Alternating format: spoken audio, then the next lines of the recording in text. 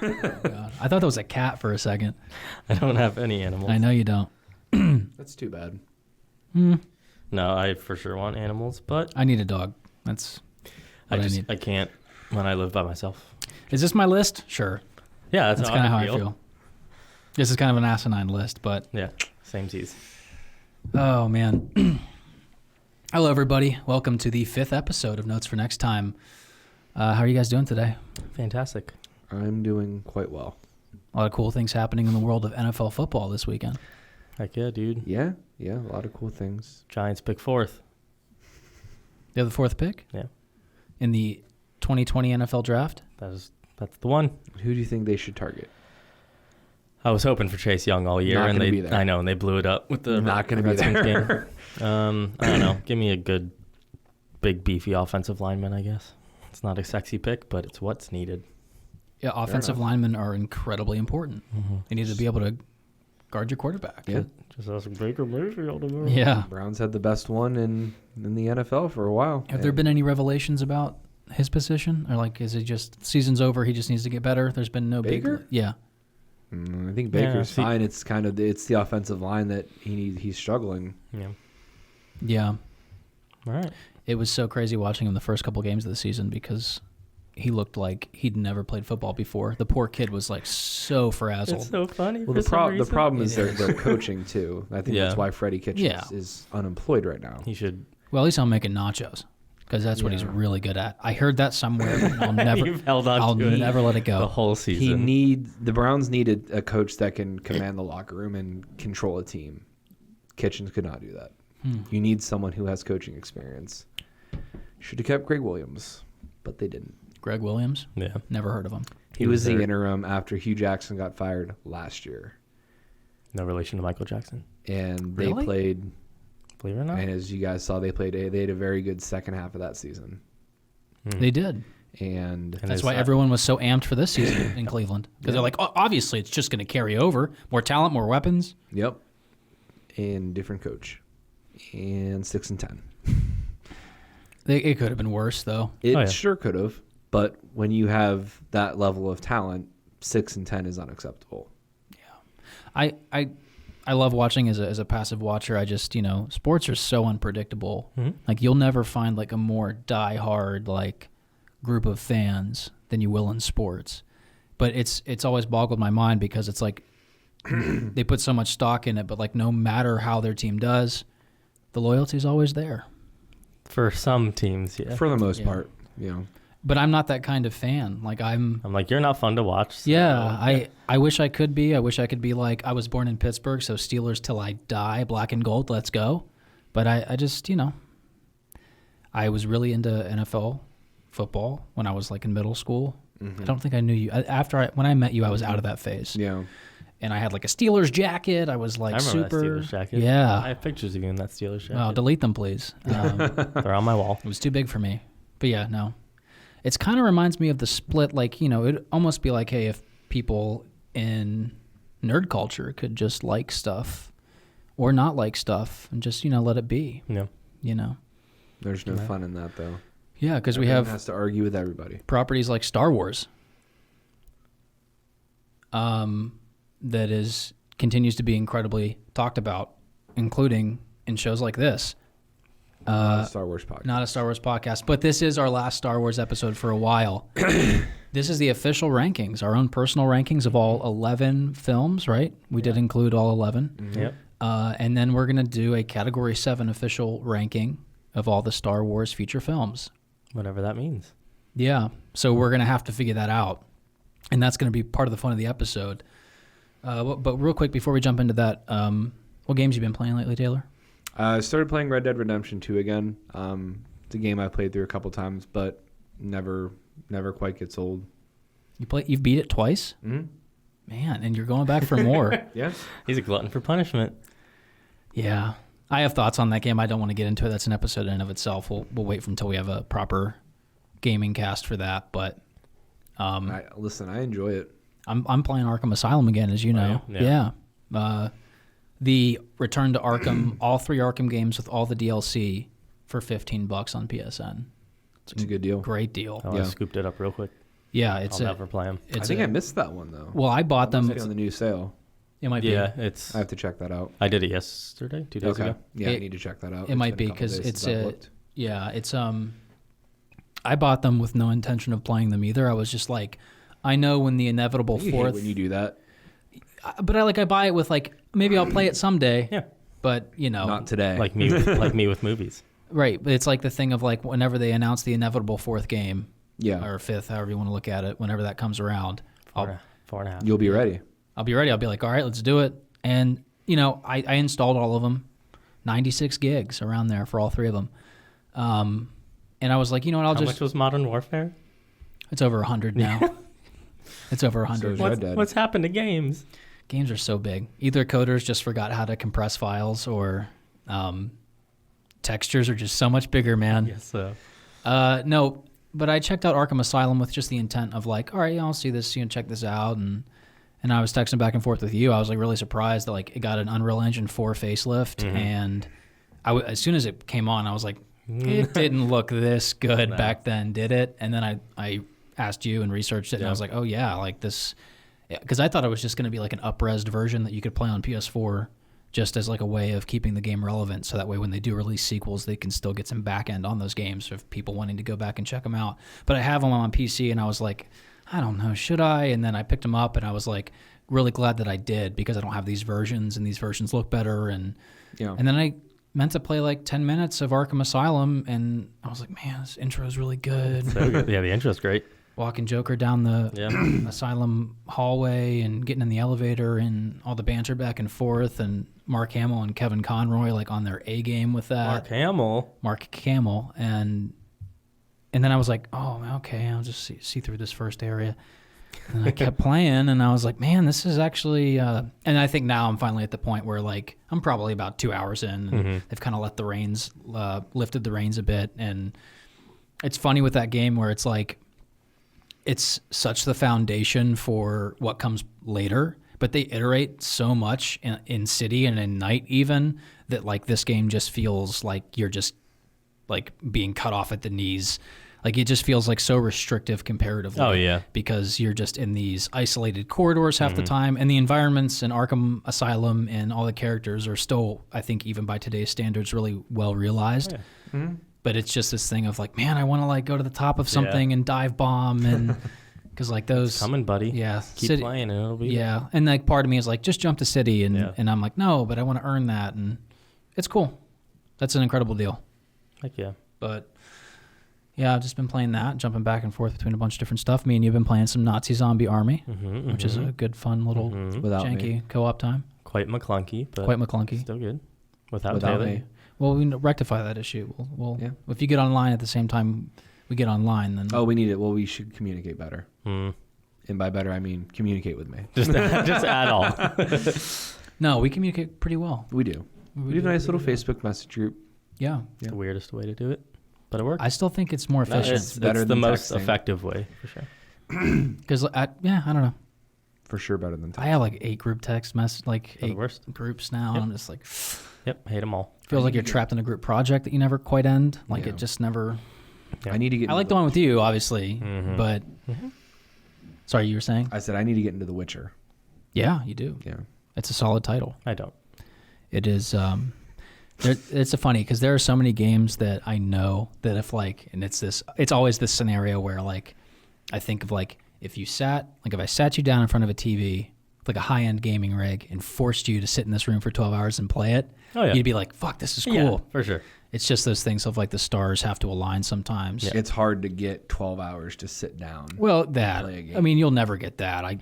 If there's a game I really want to play, it's like I'll wake up an hour early, legit, because I'm a big nerd, and just like play it for 40 minutes and then get in the shower and go to work or something. But I do that. I did that this morning with Red Dead. Yeah. You're also an early riser. I am not much of a morning person. Yes, I am. It's also my first day of a keto diet. I feel like that needs to be on the internet, because I feel like it's going to be... You're going to I'm going to stick with it. 38 pounds. I hope so. That'd be great. I'm going to be 30. I'm 200 right now. I know I don't look 200, or so I've been told, but I lined myself up for that one. But yeah, we have a lot to cover in terms of Star Wars again. This is probably the end of Star Wars season here at Category 7. Probably Just winding for just like the world for a while. winding Yeah. down. Mandalorian's over. Rise of Skywalker hype is. Did you starting to see? ease off. Did you see all the people canceling? You were one of them because I man. still have my Disney Plus. I just sent that like as it's funny. Oh wait, is that someone else who did that? Yeah. Oh, okay. Well, that makes sense because like so many people have Yeah. canceled. Which I'm like, you guys, you got Toy Story, you got, but I'll be back. yeah. I mean, I was literally watching. I don't want to say it. It's kind of embarrassing. A Disney movie, I'm sure. Yeah, from the '70s Tight. that might focus around a little bear named Pooh. That's it. Winnie But- the Pooh's the Nothing wrong with man. that. Yeah, I'm big into Pooh. I like Pooh. Anyway, I watched Inside Out for the first time. It's really good. Yeah, Yeah. I've been I telling you for a Whew. while. It's really good. got choked up. Oh, yeah. like 4 times. Yep. I was like, typically I don't care if I cry during films. Yeah. but You're for trying not to because it's like, oh, it's a cartoon. Right. For some reason, like I'm a man. I was with Leah, and for some reason that night I felt like uber masculine, and I was like, My beard's looking good lately. I shouldn't be crying at movies. I was like Schindler's List. Fuck it, I'll cry. And then but like Inside Out, and the part. Have you seen it? No. Well, spoilers, but the part rolls around where the imaginary friend he's like, take her to the moon for Yeah, me, dude. and Yeah. Leah was like, are you kidding? Has she never seen it either? No, she saw Okay. it. She saw it one time, but it was Yeah. like when it came out, so she'd forgotten Yeah, it. yeah. No, dude, it's not cool. How? Oh, Yeah. And then the whole end where she's having those memories and remembering her parents and all the good times. Oh yeah. Yeah, Hell of a movie. it is great. Yeah. It's wacky, crazy fun, but it's a great one. What else did I watch? Have you guys watch anything that's not? I'm trying to delay the Star Wars for as long. Did you guys watch anything lately that's not? You said, go ahead. Not really. I've started to not like sitting down and like focusing on watching. I've started watching Breaking Bad again. I'm like 4 or 5 episodes in. I need to watch that. It's really Yeah. good. It's really good. Some would say it's the pinnacle of television, Hundreds of people have told me. Yeah. but now it's probably so hyped in your mind that you're going to watch it and be like, it was all right. I don't know what you guys were freaking drinking, but It's one of those shows though, kind of like Game of Thrones. If you've seen Game of Thrones, Nope. Okay. Game of Thrones is like this too. It's one of those shows that you need to sit down and I don't want to say like slog through the first couple episodes, but like Yeah. if you're not hooked in like the first 1 or 2 episodes, keep watching. Yeah, no, 'Cause for sure. it gets. I feel like most shows are like that. It's so hard to just Yeah. be like, it's awesome right from the beginning because you need Yeah. all these introductions and you need to establish things. Get, and- just get through the first few episodes and you'll start to really like it. yeah, no, definitely. it took me, I think, I want to say either 2, maybe 3 times to get hooked. Really? Yeah. It took me twice, I think. The first time I watched like maybe the first 2 or 3 episodes, and I was like, nah. Me and Pierce did that. Pierce and I were like, let's just sit down and watch it. And we watched like 3 episodes and I was like, this seems like it's going to get good. And I just never, for some reason, went back to it. They did so many things right with that show that like, just didn't overstay its welcome. They had like a clear narrative through line that they were aiming for, that they executed brilliantly. And it feels like, crazy shit happens in the show, but it feels so grounded. Yeah. Did you see the El Camino, the movie? Yeah. What'd you think? Didn't like it. Not a big fan. I thought it was okay. I don't think it did anything. I saw that. That was. I don't think it did anything for me.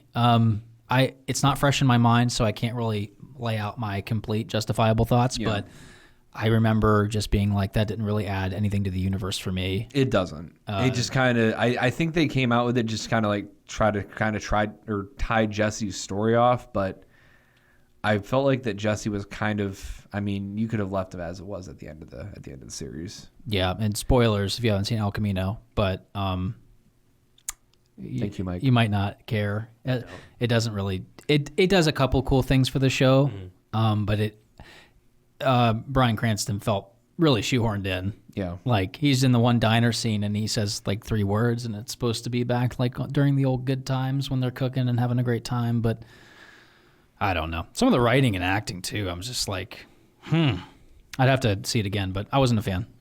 I thought it was. Like I said, I thought it was okay. Yeah. Which is contrary to what people love to blow things out of proportion with hyperbole and Yeah. man, there's not so many layers to the universe. No, series is a lot better than the movie. Yeah, the series is fantastic. Spinoff though, Better Call Saul, I do enjoy. Have not seen an episode of that yet. Really, Really. I'm honestly surprised. I've been waiting. I waited with Breaking Bad. I didn't watch it live because that's like one of the few shows that's still on AMC, so it's Yeah. still kind of worth They're- having a cable subscription. They're on like the first like 2 or 3 seasons are on Netflix. I'm still waiting. I just want it to be done. Is there a finish line for it? Is there? I don't think so. No, it's because still- like they like he said, they're still airing it like new Yeah. episodes. I want to say a new season, if it's not already out, is coming out fairly soon, but I'm not sure if they have It's like on the 4th or 5th season, right? yeah, I think it's like season 4 or 5, which is weird for Netflix because normally once the season is like over, they put it up, and I don't think they have. Like the most recent season, I don't think it's there yet. Probably some weird rights licensing. I'm sure it Man, is. But that's always I'm seems sure to be it the is. case. I want to do like I talked to Mike about this, and this is off topic. We can talk about this off air, but I want to do some kind of Oscars predictions, thing. That'd be I think fun. that'd be really fun. Yeah. The only thing that's dangerous with that is every time Oscar season rolls around, I'm like, oh yeah, I haven't seen 64 of these movies. Yeah, I probably have seen 2. Yeah, but that doesn't mean Same. we can't do a predictions and then maybe try to catch up on a few of them. They usually have those weird things that happen, at least locally, where they like bring the Oscar-nominated films back through for like a week or two. We need to go see 1917. Mm-hmm. Yeah, I want to see that. I want to see Comes out Parasite. Thursday, right? Mhm. That comes out Thursday. Yeah, Yeah. I want to see Parasite really bad because Yeah. that's at like the top of everyone's list. A lot of reading. Jojo Rabbit, I want to see that. Was that nominated? Taika Waititi, it probably will be Yeah. just from the. I've seen Joker twice. You seen Joker? You've seen No, Joker. but it comes out on DVD Tuesday. I'll Tuesday. probably pick it up. That's a must. I Yeah, think it's good. Yeah, that's. I'll pick it up. Oh my god. Yeah, I really enjoyed that one. Leah still hasn't seen it. The movie Really? called Yeah. Just Mercy that came out. I want to see that. It That's looks- Michael B. Jordan and stuff, right? Yeah. And it Jamie looks good. Foxx, Mhm. right? Yeah. No, there's a bunch of movies that I want to see, and for some reason, as of late, just really hard to get out and see them. I don't know why. We made time for Star Wars. Like Well, yeah. Yeah, we'll make time for more, but Grudge came out and is terrible apparently. I heard, I knew it would be. bombed. Yeah. All right. I don't know. Yeah, there's not much you can really say about that. I mean, I'm not a big horror movie person, but I don't it's know. unfortunate because I know that you have like a lot of reverence for the American remake Yeah. of the Which could very well just be nostalgia. yeah, and- nostalgia. you And being- I haven't seen it, but Yeah. when I saw it, whatever year it came out, I was young and it scared the hell out of me. But That's funny too, because that's such a truth. Because like I remember I saw like I think 6th grade, like I was in like 12 years old, and like the Halloween marathon on AMC or something of all the scary movies was happening, and that's back when like the last time I had cable, and I remember I watched the crap out of that, and like it's just scared the living shit out of me. That's like the first way I saw any Nightmare on Elm Street film. Yeah. That's the first time I saw any Exorcist, and all of them scared me back then. Yeah. And then like I even kind of laugh at some parts of The Exorcist now, so Oh, it's yeah. like, ooh man, yeah, you just to be 12 again. Yeah. Simpler times. It was. All right, so let's start talking about Star Wars, I guess. Do it. I guess. He I says. guess. How do we want to do this? I don't know. Do we want to go 'Cause- one by one, or do we want to each share number 11, each share number 10? that sounds like a good way to We'll do that because then we will have context to do like the category 7 rankings as a consensus. Do you want to start at 11 or do you want to start at 1? I think No, 11. we definitely got to work our Work way our way up. up. Yeah. I think I have it on my phone still. I would hope so, If and not not, just in your head. Right here. Yeah.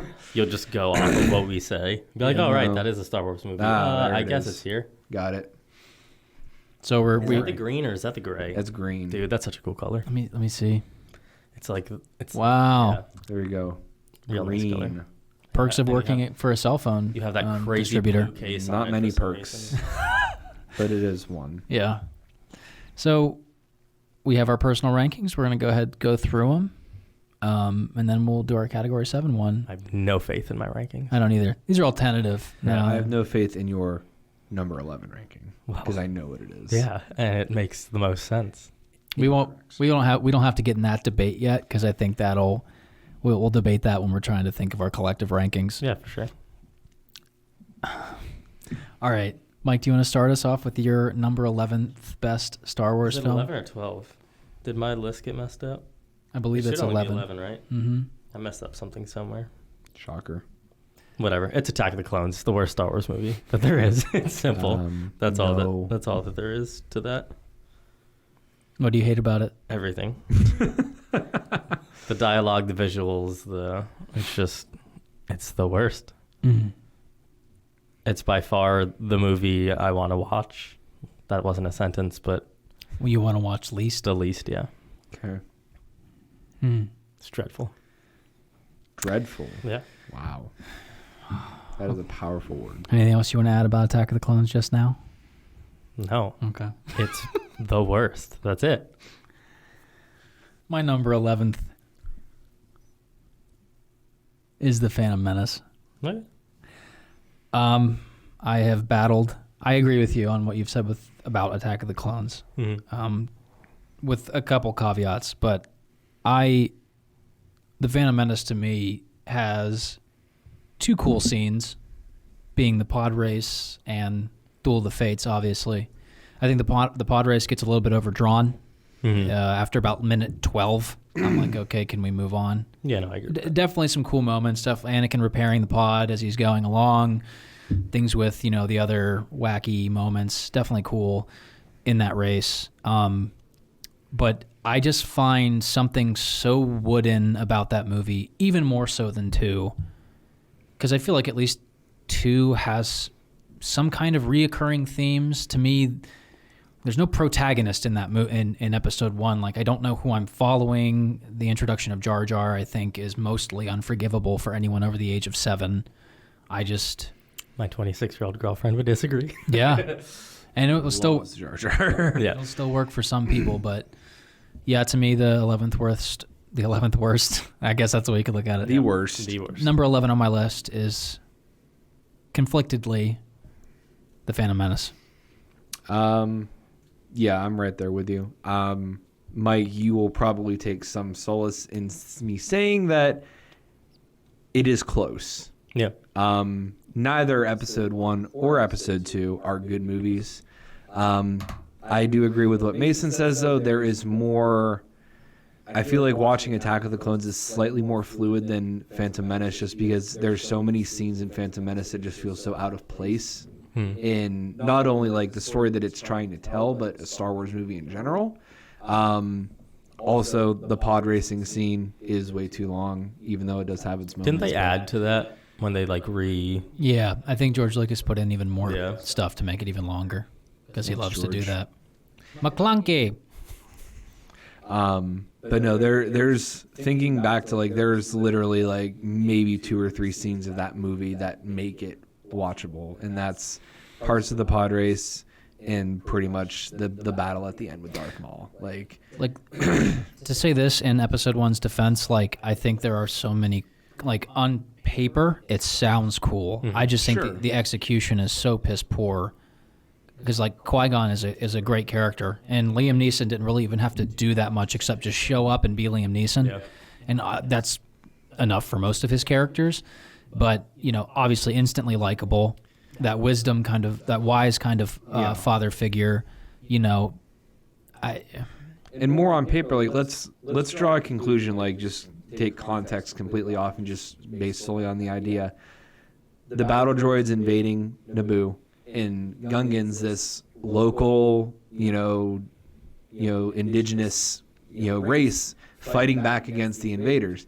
You could compare that to episode 6, which I would imagine is a lot higher on our list collectively, with the Ewoks and the Stormtroopers. On paper, it's really cool. Episode 6 executes it really well. The Gungans ruin everything they fucking touch. Yeah, it's just bad. Misa going to ruin the movie now. It's bad character. they're all just a race of klutzes. Well, actually, Jar Jar's like the main klutz, but Needs to stick out. But that's the one they focus on 90% of the time. yeah, and that goes back to George Lucas's statements of like these movies are for kids, and I feel like that's the movie that you can really feel it in.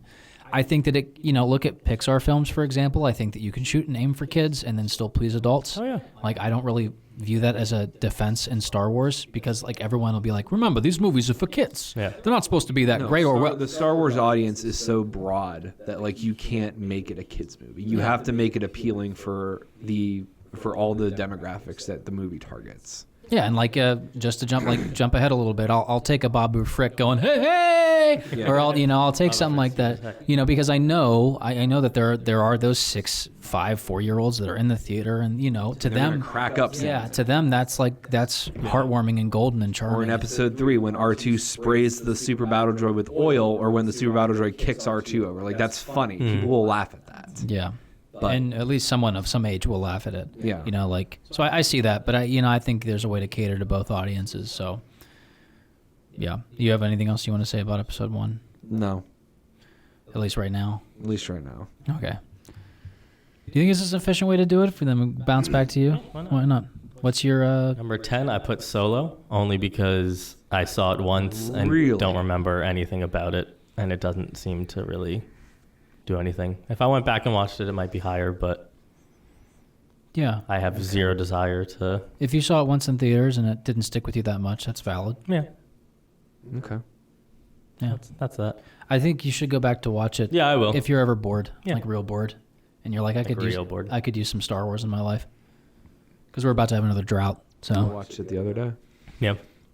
number 10 for me is Attack of the Clones. Simple as that.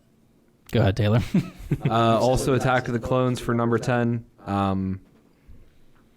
It's not much better than episode 1. I think just introducing Anakin as not a dweeby little kid, and some of the stuff that I really like about that movie that I think really works. You start to see flashes of Vader in Yeah. episode 2, which I will give credit for, because it does set up the Star Wars universe in like a greater aspect. That's really it. Yeah, the stuff that I really enjoy about 2 is when he comes back to Tatooine to rescue his mom, and I think there's some really decent moments in there in terms of, especially the scene when he finds his mom in the hut. It's a very powerful moment. And the way the music swells there when he's filling with anger, and I saw a meme of that scene, and it was what's her name? Shmi.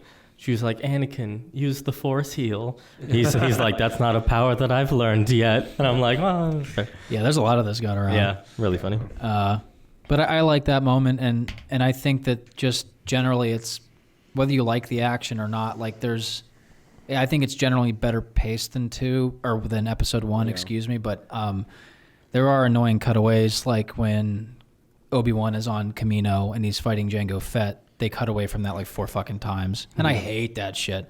Yeah. Unless it's a great battle. Yeah, and unless you're cutting to a different battle or something that's equally as interesting. But you're not. You're cutting to Anakin and Padme. Yeah, you're cutting to something dreadful. So like, I don't know exactly what they're cutting. Is that the point where they're cutting to them in the bedchamber? No, right? I think is it them in the field? I think it's them in the field, Which is Equally as bad. It's just as bad. Yeah, episode 2 is very bad. I think it barely, personally for me, edges out episode 1, maybe. I've been going back and forth in my head, because I honestly think if they could both be number 11, I'd be okay with that. 11A and 11B. Yeah.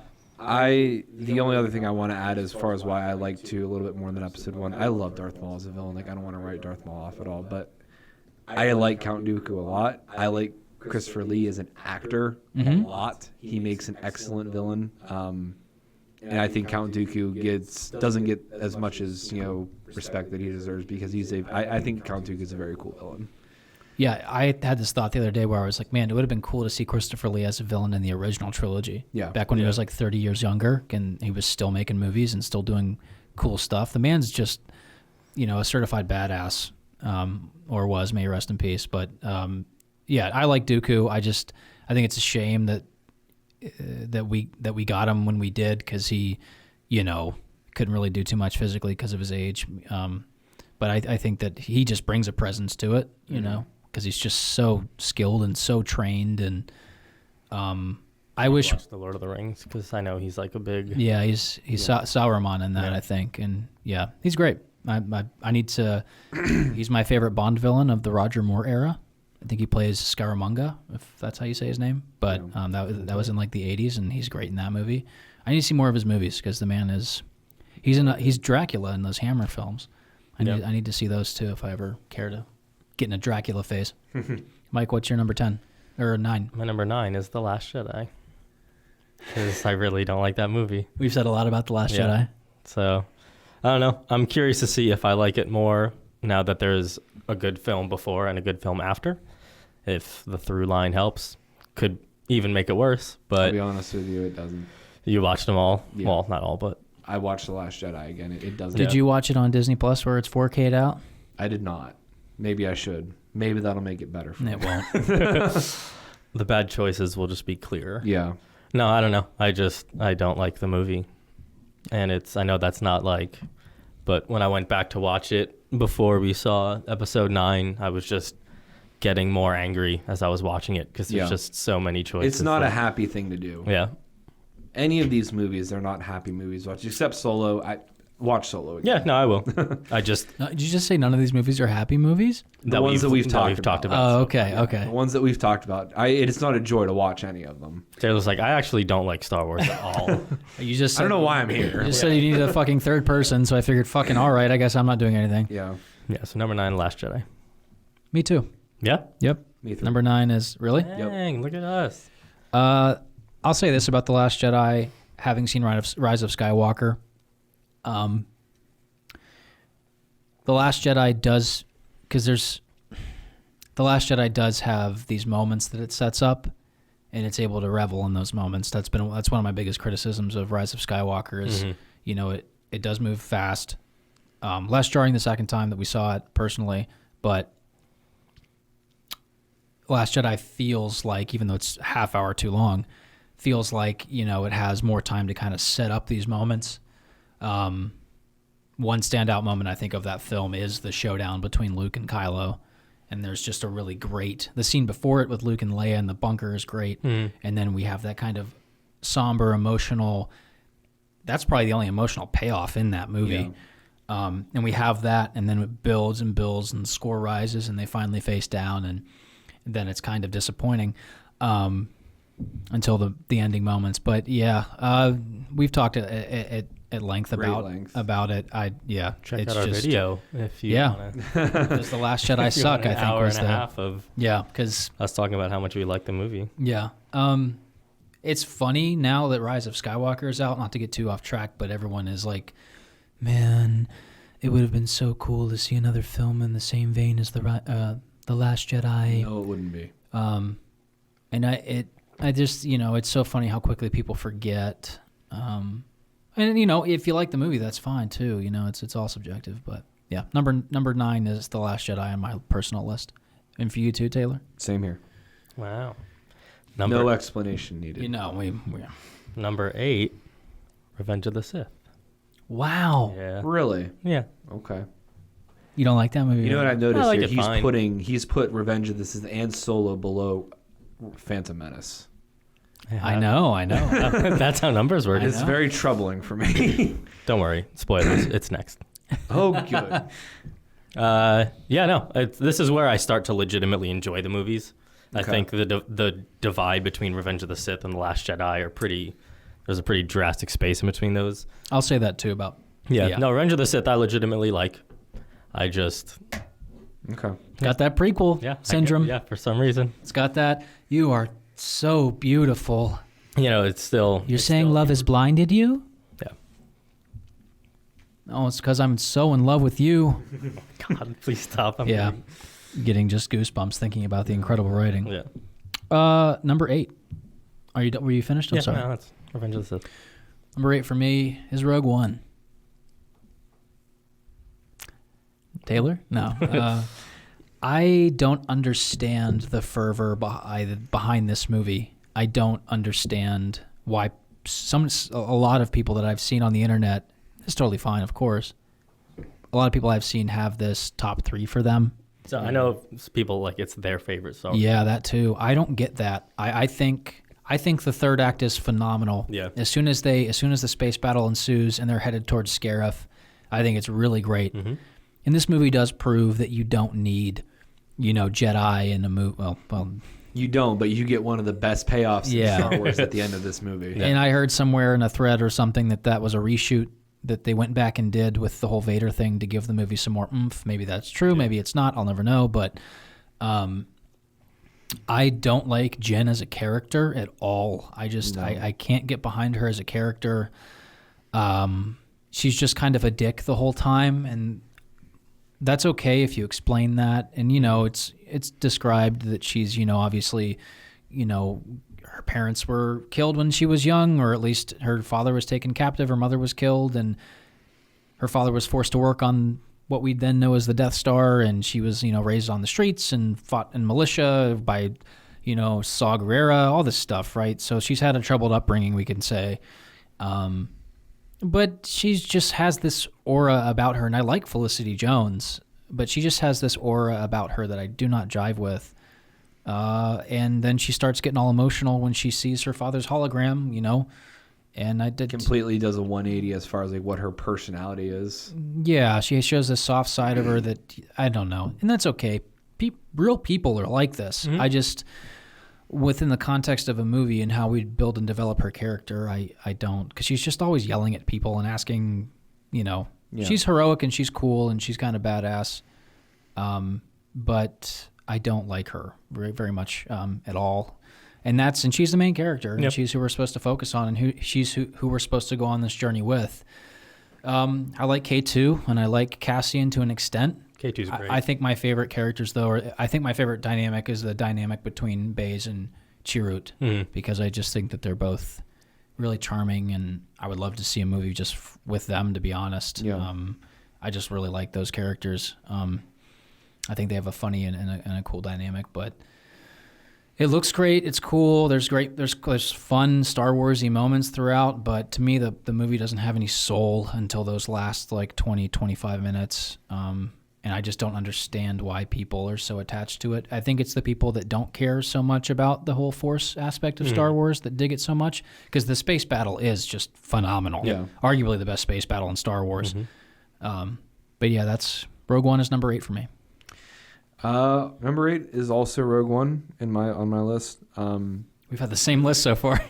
Yeah, you've covered a lot of, and you covered a lot of it. I think this is something that you and I talked about, like that night after we saw the movie, that the movie is, if you take that Vader scene out at the end, that movie is at best mediocre. It's like, okay. Yeah. Like I wouldn't say that I had like a watch check moment during the movie, but I was like, during the movie, I was like, okay, like if it ended now, like I wouldn't mind like getting up and leaving. I wasn't going to leave in the middle of it because it wasn't that bad. But once that Vader scene came, like that made the movie from meh to, okay, it was a decent movie. Great payoff. But I agree with Jen. She's a very unlikable character. And I get like she kind of tries to be that way. But for someone who's a main character and there's no like solid explanation as to why she's just a piece of shit to everybody. I don't know. Feels that way. Maybe that's not. No, it is that way. K2, love K2. Yeah, I like great. Cassian as a character. We didn't even touch on. I love Krennic. Yeah, I love Krennic. And there a lot of the side characters are very good in this movie. didn't need Tarkin. But okay. Well, you needed Tarkin, but the actor who played him on set could have sufficed. Yeah, Because he looks almost just like Peter Cushing did. Yeah, that's another thing, is the CGI in that movie with Tarkin is laughable. It's not laughable. It's just, it's actually really, really good. It's just not quite almost there. too good, and you hit that uncanny valley. Yeah, where it it's looks like, unrealistic. Yeah. It's like 5% away from being Snoke. Yeah. But obviously like Snoke was a bit different, and I don't know. I'll never know exactly what went wrong, and then Carrie Fisher at the end. Yeah. No, it's just nothing went. It's just it's literally something in our brains that we can't get past. And it's probably just a time thing too. I don't think we'll never get there. You'll never have a digital thing. No. And our brains go, that's a person, because we see it all the time. And I think have you seen Blade Runner 2049? No, but I know they had. She was very close. Yeah.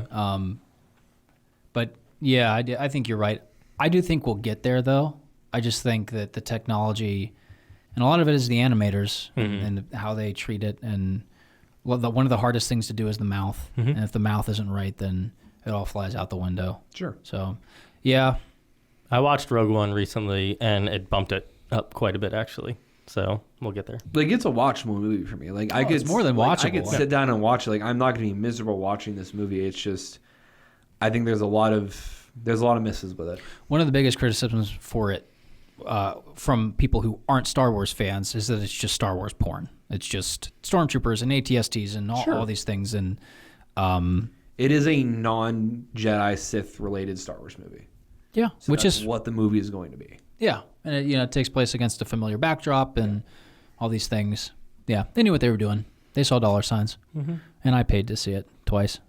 So what's your number 8, Mike? Or number 7? Yeah, number 7. Sorry, I don't The know Phantom Menace. Okay. I think a big part of why I like that movie so much out of the prequels is it's so clearly before George Lucas said everything can be done on a blue screen. And it's just the way my brain works, but like models and real sets and something about it, just I feel way more involved. Like I'm like, oh, they're in this setting, they're doing this thing, they're once 2 and 3 hits. I'm just like, it's clearly people in a big blue room and everything around them is just computer generated. And for some reason, my brain kind of triggers that off. It feels hokey when it's like that. Yeah. So, which is why I think, although it's all basically the same writing, the dialogue I think is a bit better. I like Qui-Gon a lot as a character. I don't mind. I mean, all the political stuff is pretty boring, but even like the slow scenes on Tatooine with like none of that stuff really bothers me that much for whatever reason. And yeah, I mean, the pod race is fine. Duel of the Fates is great. And for whatever reason, the movie registers with me on a level that the other 2 prequels don't nearly as much. And I think it really, a lot of it's just aesthetics.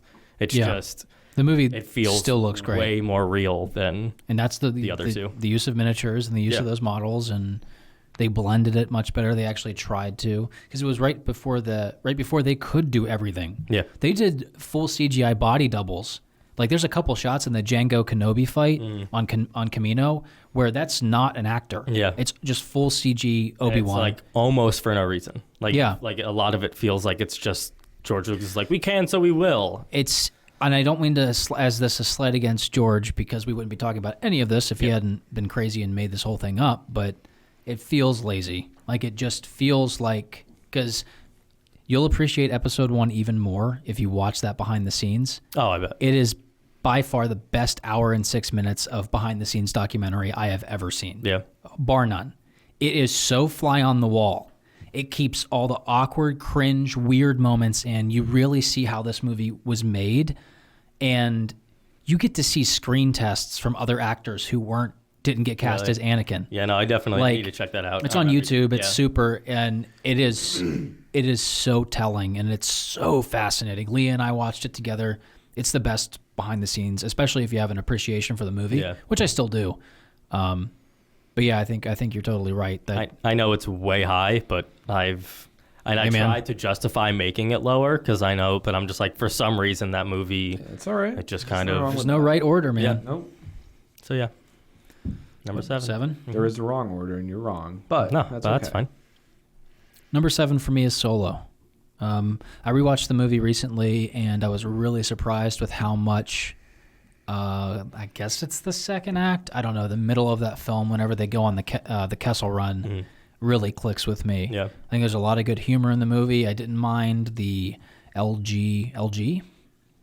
I didn't mind her at all. I thought, and the way that she becomes part of the Falcon is kind of like the navigation system or whatever, I think is kind of clever. I like Alden and through the maelstrom. Yeah, I like Alden in the role. There's some really big scratch your head moments in that movie too, but I like it. I think it's just a perfectly fine, enjoyable, kind of fun Star Wars movie, and the score is really good. Yeah, too. We haven't talked about scores too much yet because it just kind of blends in with just the Rogue One. Noticeably, is not John Williams. Yeah, because I think he had 2 weeks to write that. Yeah, like a few weeks. Michael Giacchino. Yeah, Giacchino, whatever. He had a few weeks to write it, and he was like, "Fuck, all right." Yeah, and you can tell with Solo he had a bit more time. He did Solo as well. Oh no, I don't think he did. Oh, okay. Whoever wrote Solo had a bit more time. Yeah, because it came out I think a bit better. But I like a movie. I like the movie. I think it's fun. I like some of the scenes in it. I'm gonna say something terrible here. I don't think Donald Glover's that good as Lando. I said it there. I think he's just inconsistent. I feel like you can tell with the way they shot it. He was going for like some Billy D isms with the way he speaks, and then somewhere along the line he just completely drops that. I wonder if that was like the shooting of, because I know that movie had different directors and they totally it could have been reinvented it. I don't think during the process. Yeah, and that might not even be his fault, right? It's a thing of like where you make discoveries along the journey. And to be fair, I love his music. I think he's a great actor. He's proven to be. Nothing against him. I just think there's some things in Lando in this movie that seem a bit, because you can embody the character without trying to go for a straight up impersonation. Yeah. And I think he leans a little bit into the impersonator territory. But yeah, I think the movie works on almost every front sometimes. Fair enough. I like it. What's your number 7, Taylor? Going right up the list, agreeing with you. Solo again. So it's gonna be your guys' list, and I'll just be outnumbered, and that'll be our category 7. No, we can't do that. We need a 4th. Really? Yeah. Are you lying, or? I honestly thought this is where we were gonna split, just because I know how big of a Han Solo fan you are. I love Han Solo. But I mean, fuck Han Solo. Okay, well, you got that on camera. Yep. Harrison Ford, if you're listening, apparently you have a really big fan here. Dude, I'm so straight, but if Harrison Ford was in front of me right now, and he was like, hey kid. And you just hear, what am I getting paid here, Harrison? Let's work something out. You're not getting paid anything. This is strictly for... Yeah. All right. Let's move on. Yeah, let's move on. Anyways. If I was getting paid, maybe. Okay. So my big thing with this movie is it's paced a lot better than Rogue One is. I feel like it's more enjoyable. It's more enjoyable than Rogue One. I don't know. I feel like with these two Star Wars story movies, and if they make more of these story series, like if they do like a Kenobi one, where they actually make it a movie instead of a TV show, which I think it's probably going to be a Disney Plus series. I'm pretty sure it's confirmed. Yeah, it is. I think it's an 8-episode run. Yeah. Okay, so these story movies are cool because they add extra context and kind of bridge things with a lot of behind the scenes stuff. But I just feel like that they don't add as much to the universe as like the trilogy episodes do. Yeah. And honestly, I don't think that was their point. Like that was never meant to happen. I just feel like that they're a lot less enjoyable, and maybe just because they're so much more narrowly focused than the episodes are. I don't think Solo is a bad one. I feel like once I hit at least like Rogue One on my list, I don't think any of these movies are bad movies. Like I can sit down and enjoy watching all of these. Sure. I just don't feel like that it does as much for me as the ones above it. Like this, it's not me having it at 7 isn't as much saying about how I feel about Solo. It's saying more how I feel about the ones that I put above it. So yeah, for sure. Number 6, if I recall correctly, I have A New Hope. Really? Yeah. I just watched the original trilogy last weekend. Okay. And again, these are all good movies in my mind. Yeah. A New Hope feels a bit like, and this isn't even really a fair criticism, but it feels like the first movie, if that makes any sense. Like some of the musical cues aren't quite what they should be in context to what the trilogy turned into. Some of the characters are a little, and it definitely, I mean, it's a movie of its time and it's slow, and there's, for some reason, this movie, I've always just kind of been like, let's get through it. And like whenever we've done our run-throughs, I enjoy it because it is Star Wars, but everything just feels like a little slow and a little clunky and a little... It is one of the few movies and the few times that you see blood drawn with a lightsaber. This is true. Which just annoys me, but yeah. Well, hey, man. They didn't, again, and like I said, this movie... The idea of cauterization it feels a little bit like when they were making it, they weren't like, this is going to be the start of the biggest thing on the planet. Yeah. But, no, it's a touch slow and it's a touch sloggy at points, and... Yeah. I still really enjoy it, but it's my least favorite of the original trilogy. And that kind of puts it at 6. My number 6 is Revenge of the Sith. I think this movie does more right than it does wrong. It still has, like we talked about, still has a bit of the prequel syndrome to it with the rough writing and the, I guess you could say this is Hayden's best turn as Anakin, but... it's his only turn as Anakin. But I mean, what can I say about Revenge of the Sith? It's an incredibly fun movie to watch, and you do get to see some pretty great moments. You're my brother, Anakin. I loved you. I think is actually good, and because Ewan's great. Choreography. Yeah, and they do feel more like dances than fights, but I think that was purposeful. And if George wanted to show Jedi at the pinnacle of their power, nailed it. Yeah, and I think I like the way there's even a line in A New Hope there, where it's like,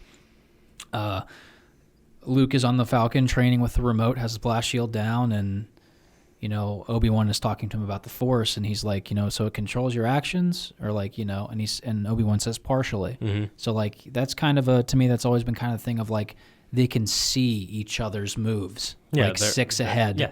And so this whole thing that's unfolding is them trying to beat each other out, and they just it's almost an intense just chess game. Mm-hmm. I it's my favorite prequel. I think it's by far the best prequel in my mind. It does have the holy shit blue screening, but I think it was around in an era where they kind of tackled it the most gracefully, or the technology had just caught up to it to where it could handle it. But yeah, number 6 for me is Revenge of the Sith. All right, well, I'll just move straight to me because I assume you have the same thing. Really? Can I go ahead of you now? Oh my on the God! Next one? If you want to. Yeah, I know. Taylor's like, oh, I got it. There's only so many more possibilities we can have at this point.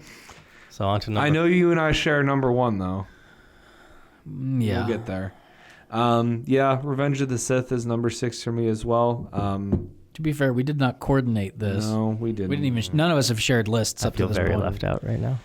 I'm sorry. We'll hire a 4th person. Okay, cool. We're that big of a brand. I mean, with Revenge of the Sith, it is far and away the best one of the prequel trilogy. I thoroughly enjoy seeing I thoroughly enjoy seeing Palpatine, actually with lightsaber combat. I think that's cool. I get that his thing is like Force lightning. That's what it always has been. But it is cool to see him with a lightsaber. Yoda, when they storm the temple, him and Obi-Wan, like that scene is great. Look, the 4 seconds when they fight people. Yeah. Okay. Yeah. But it's cool. It is. It's a cool. Yoda does a lightsaber throw, and it's pretty badass. Yeah. It is. The battle with Obi-Wan and Anakin, at the end, that's one of the best battles in all of Star Wars. So long. It is, but that's okay. After rewatching it, I was like, it's 48 minutes long. It is long, but it never bothered me because I'm like, these are 2 of the most powerful Jedi in the galaxy, and the only reason Obi-Wan wins is because he's more experienced. He's not even more skilled. He had the high ground. Sick.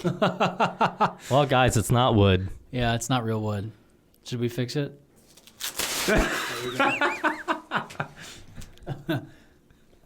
And we're good. That's that. There we go.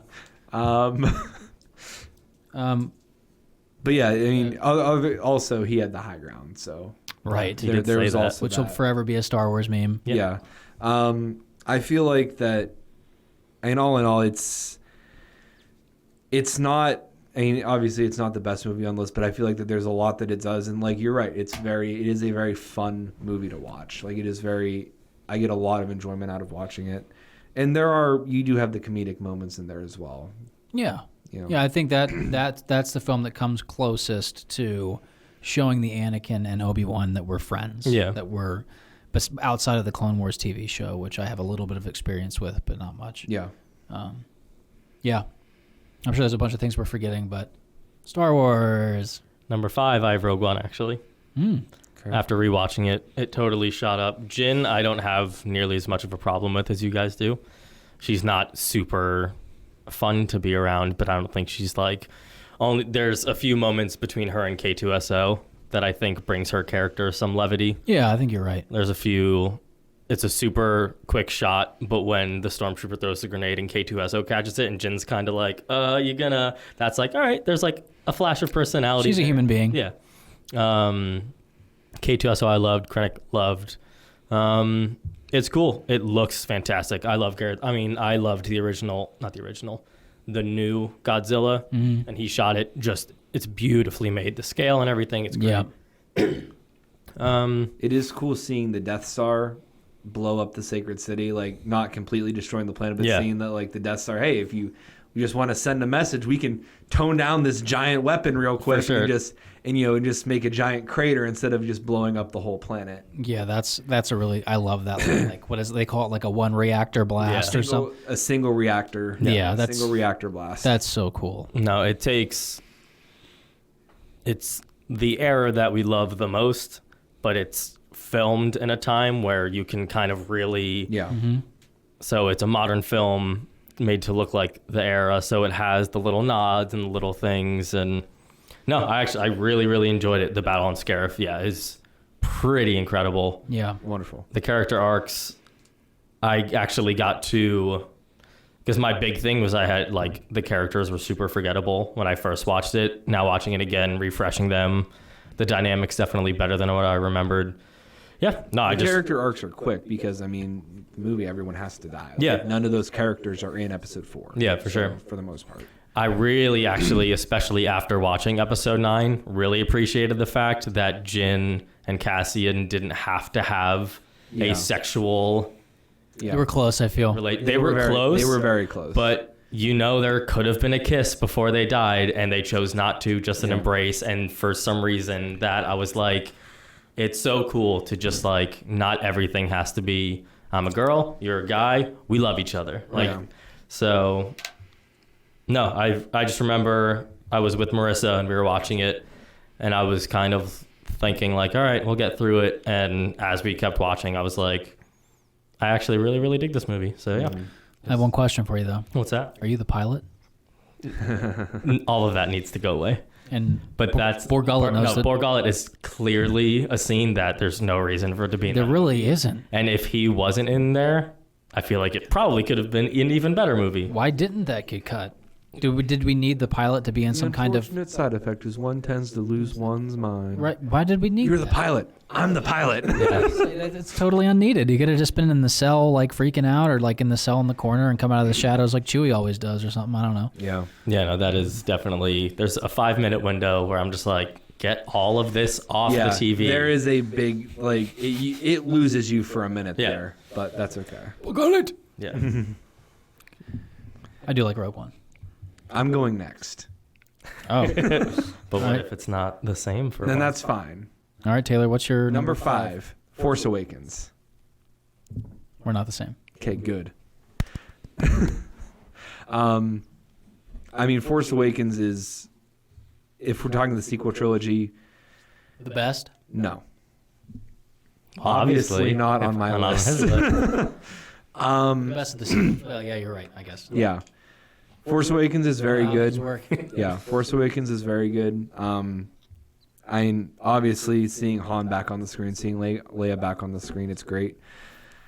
I'm not a big fan of Starkiller Base.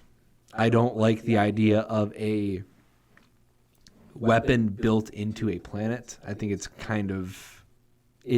just kind of like a Death Star ripoff, in my opinion. Well, yeah. Which I get that's what they were trying to do as far as like in General Hux's mind, we need something that will do better than the Death Star.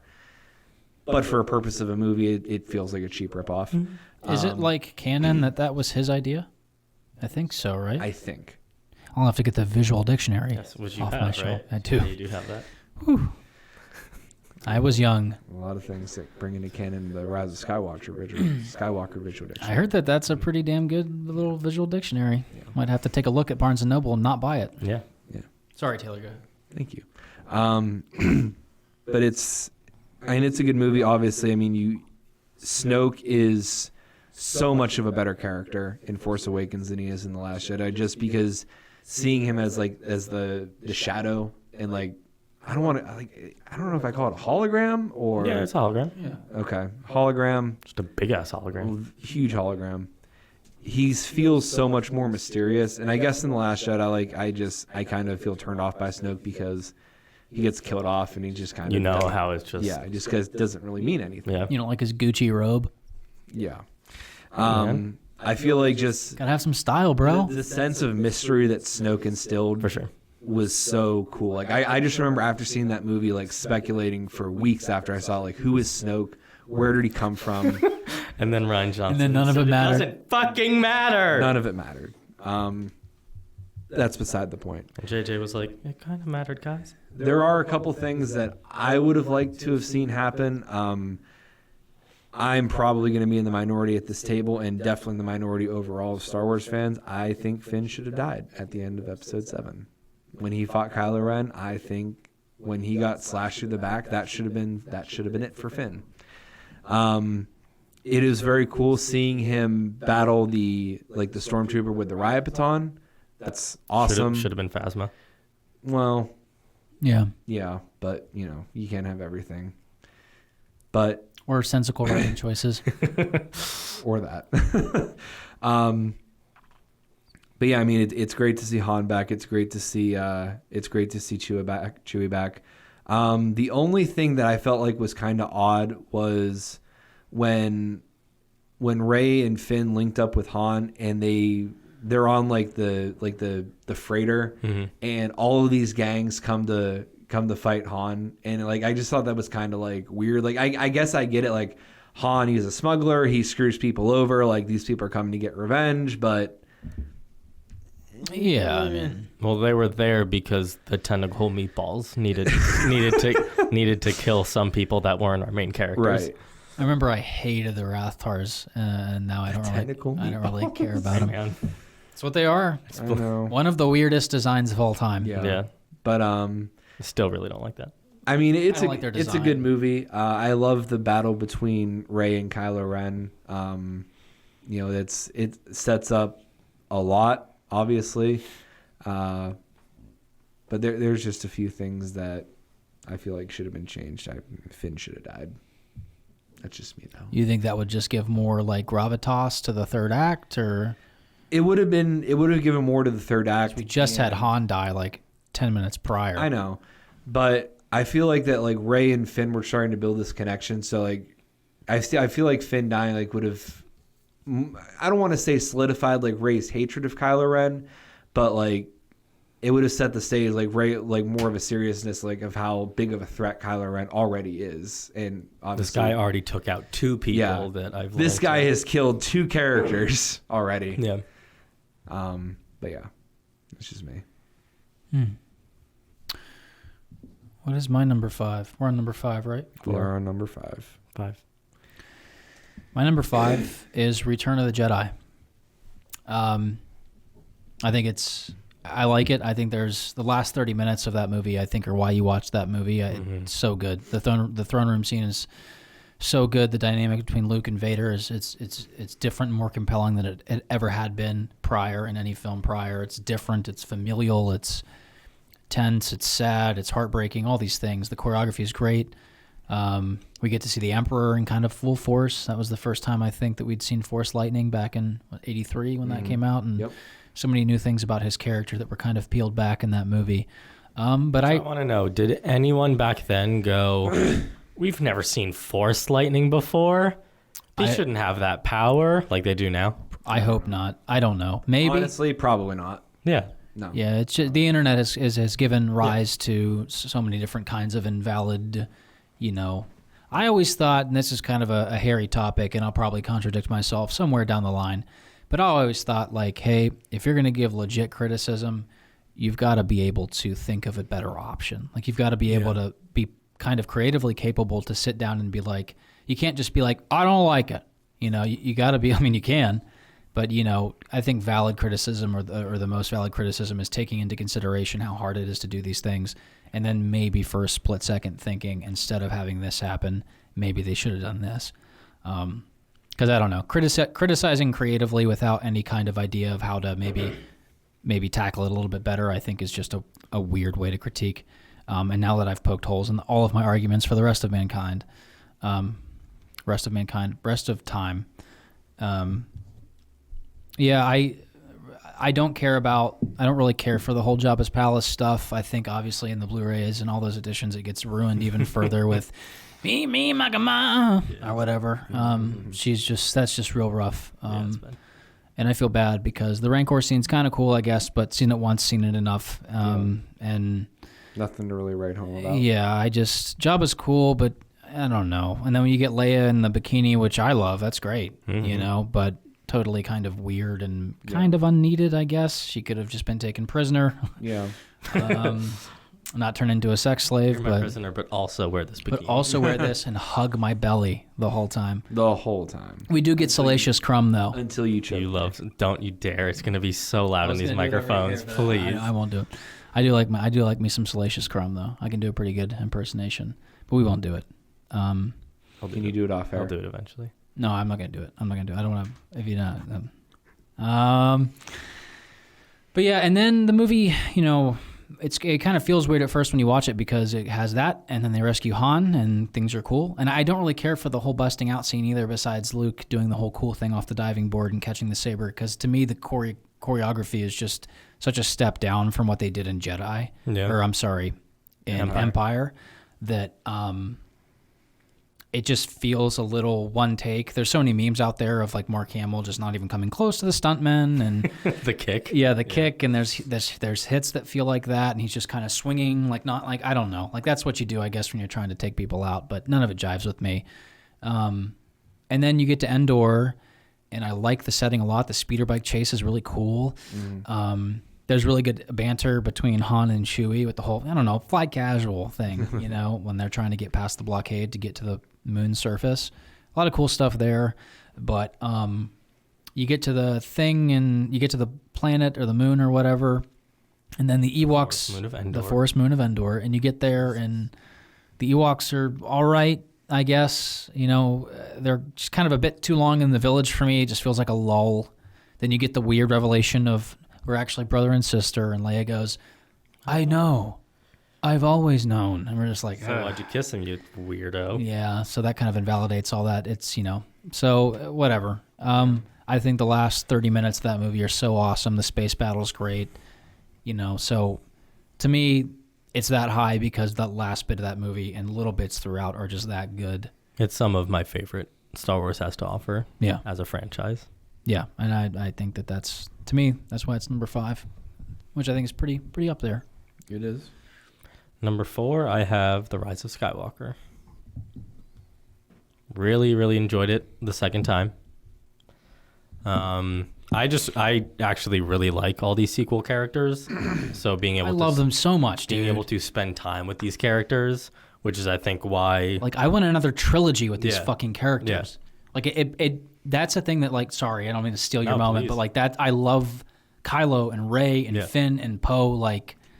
We didn't get enough of them. Yeah. I want more of them so bad. Sorry, guys. No, you're fine. We did miss an entire second movie of substantive. Yeah. That's why I'm sorry, but that's why I'm on the JJ train of I wish he would have had 3 movies, and he should have just done 3 movies. And doesn't mean everything's great about his movies. It's not, but the dynamic for the characters. Kylo is my favorite character in maybe all of Star Wars. I'm almost right there with you. And his arc was great. Some of the story choices are fine. Some of the scene choices are fine overall, especially that second viewing, because we talked about in our review, this movie just goes and goes and goes and goes. So it's tough to get it all in one shot. And that second viewing definitely solidified the movie for me. And it's just really fun. I'm at the point where I tried to make my list kind of if someone was like, you got 3 hours, which Star Wars movie do you want to watch? Which one I would grab? Yeah. And this one's just super fun and a really good time. And that's why it's at 4 for me. Yeah. It's wacky crazy, but it's great. It's 4 for me too. Is it 4 for you? No. Okay, cool. It's 4 for me too. You touched on it. You said it. I think it's just an incredible amount of fun when when you're able to digest and you've processed all that's happened. Brief spoilers. She didn't have to be a Palpatine, probably not. But when you actually look at it, there's kind of a poetic nature to that. And I don't think it's nearly as egregious as as I did going into it, or as I did after the first viewing, and I think a lot of it too, I really wondered, I'm going to really try harder in the future to really stay away from just anyone's thoughts on films that I'm really excited for, because I really wonder. I warned you. No, hey, I hear warnings all the time. I mean, I'm not, I know very full and well, like when I'm on the internet, what I could see and what I, stuff like that. But the dangerous place. Yeah, it is, especially when you're, didn't have anything spoiled for me, luckily. But I wonder what my thoughts would have been if I had no preconceived notions of what this movie was. No tweets, no nothing. Because he did, I think, try to make two films in one, and kind of one of the bigger points I didn't touch on last episode that I remembered was I don't think that this movie is that big of a FU to The Last Jedi as I originally thought. I do think there are some things in there that they might feel like retcons, but kind of if you look at, like, take Luke, for example, right? He's not in The Force Awakens. He's on this island. Why is he on this island? Because he wanted to die. He wanted the Jedi to end. He wanted to kind of obscure himself from society and run away. And then he kind of comes back in Rise of Skywalker, and he realizes that he was wrong. It doesn't necessarily... I think he realizes he was wrong at the end of Last Jedi. Yeah, he does. And I don't think that necessarily, like, invalidates what happened in The Last Jedi. It just it's character progression. Right. It builds on it in a way. I think the biggest, like, kind of, because I don't think JJ necessarily... I think they're just two different kind of movies, and people are, like, looking at that and saying it's a fuck you. I did first two, and I think there are some things in there that might feel a little bit retcon-y, but... Hold a maneuver. I think that the one big gripe I have with, like, well, this was such an obvious thread that Last Jedi left, why didn't you pick up on it, was Han should have been the ghost of Luke. Like, hey, kid. Like, and he said, see you around, kid. And he never came back. Yeah. He never talked to Kylo. Then the question lies, well, the very next scene is Rey throwing the lightsaber, so Luke would have to have already been back there. But that could have happened. You could have had Luke in two scenes, and I think it might have worked. Because I think that would have just lined up more directly. Instead of a perfectly clear Harrison Ford that you can't tell really what the fuck's going on at first. Like, at first I'm like, he's a Force ghost? Man, how are they going to explain that? And then he was just a memory, which I think they pulled it off. But yeah, like I said, there's no moment in The Rise of Skywalker where I'm like, fuck this scene again. Yeah. Like, it's such a roller coaster ride of entertainment that... But it's all good. Yeah, and it's so fun, and the duels are great, and the cinematography is fantastic. Some of the special effects seem a bit rushed. I'm not gonna lie. Like, the porgs seem like leftover porgs. Yeah.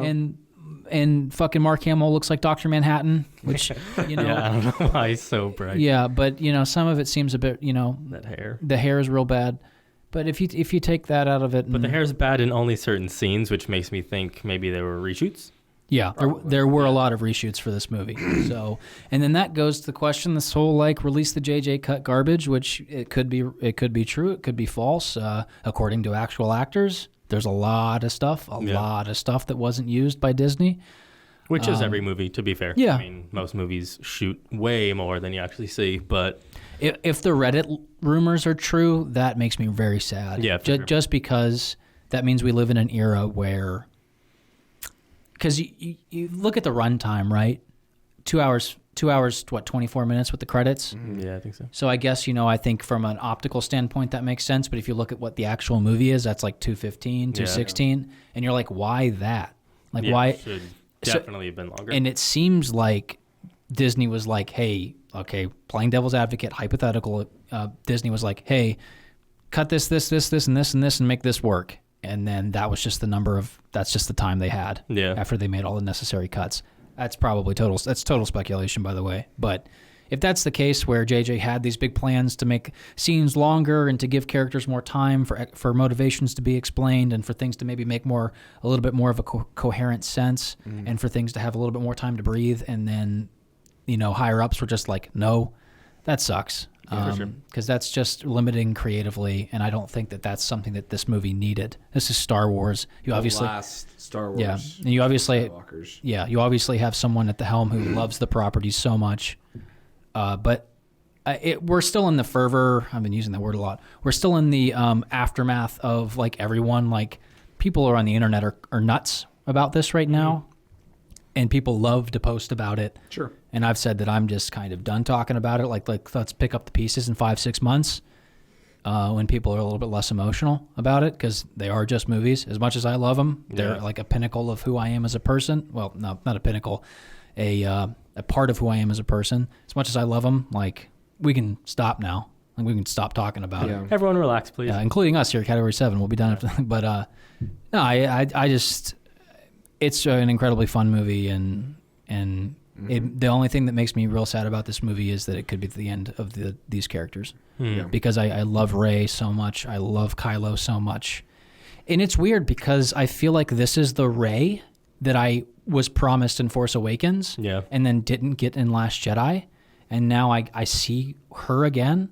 Like Force Awakens, like not to be too weird, but Force Awakens literally inspired me to pursue acting in college, and I did. Like because they were two no-names. Yeah. And they'd come from nothing, and now they're in Star Wars, and I found that incredibly inspiring. And I was like in my first semester back from college, or I was about to go back or something, and I was going back for IT, and I saw this movie. And it was like this weird religious magical experience, and I saw it 9 more times after that. I saw it so many times because every time I would go in that theater and I would sit down, I was transported away to this universe that I fell in love with when I was a kid.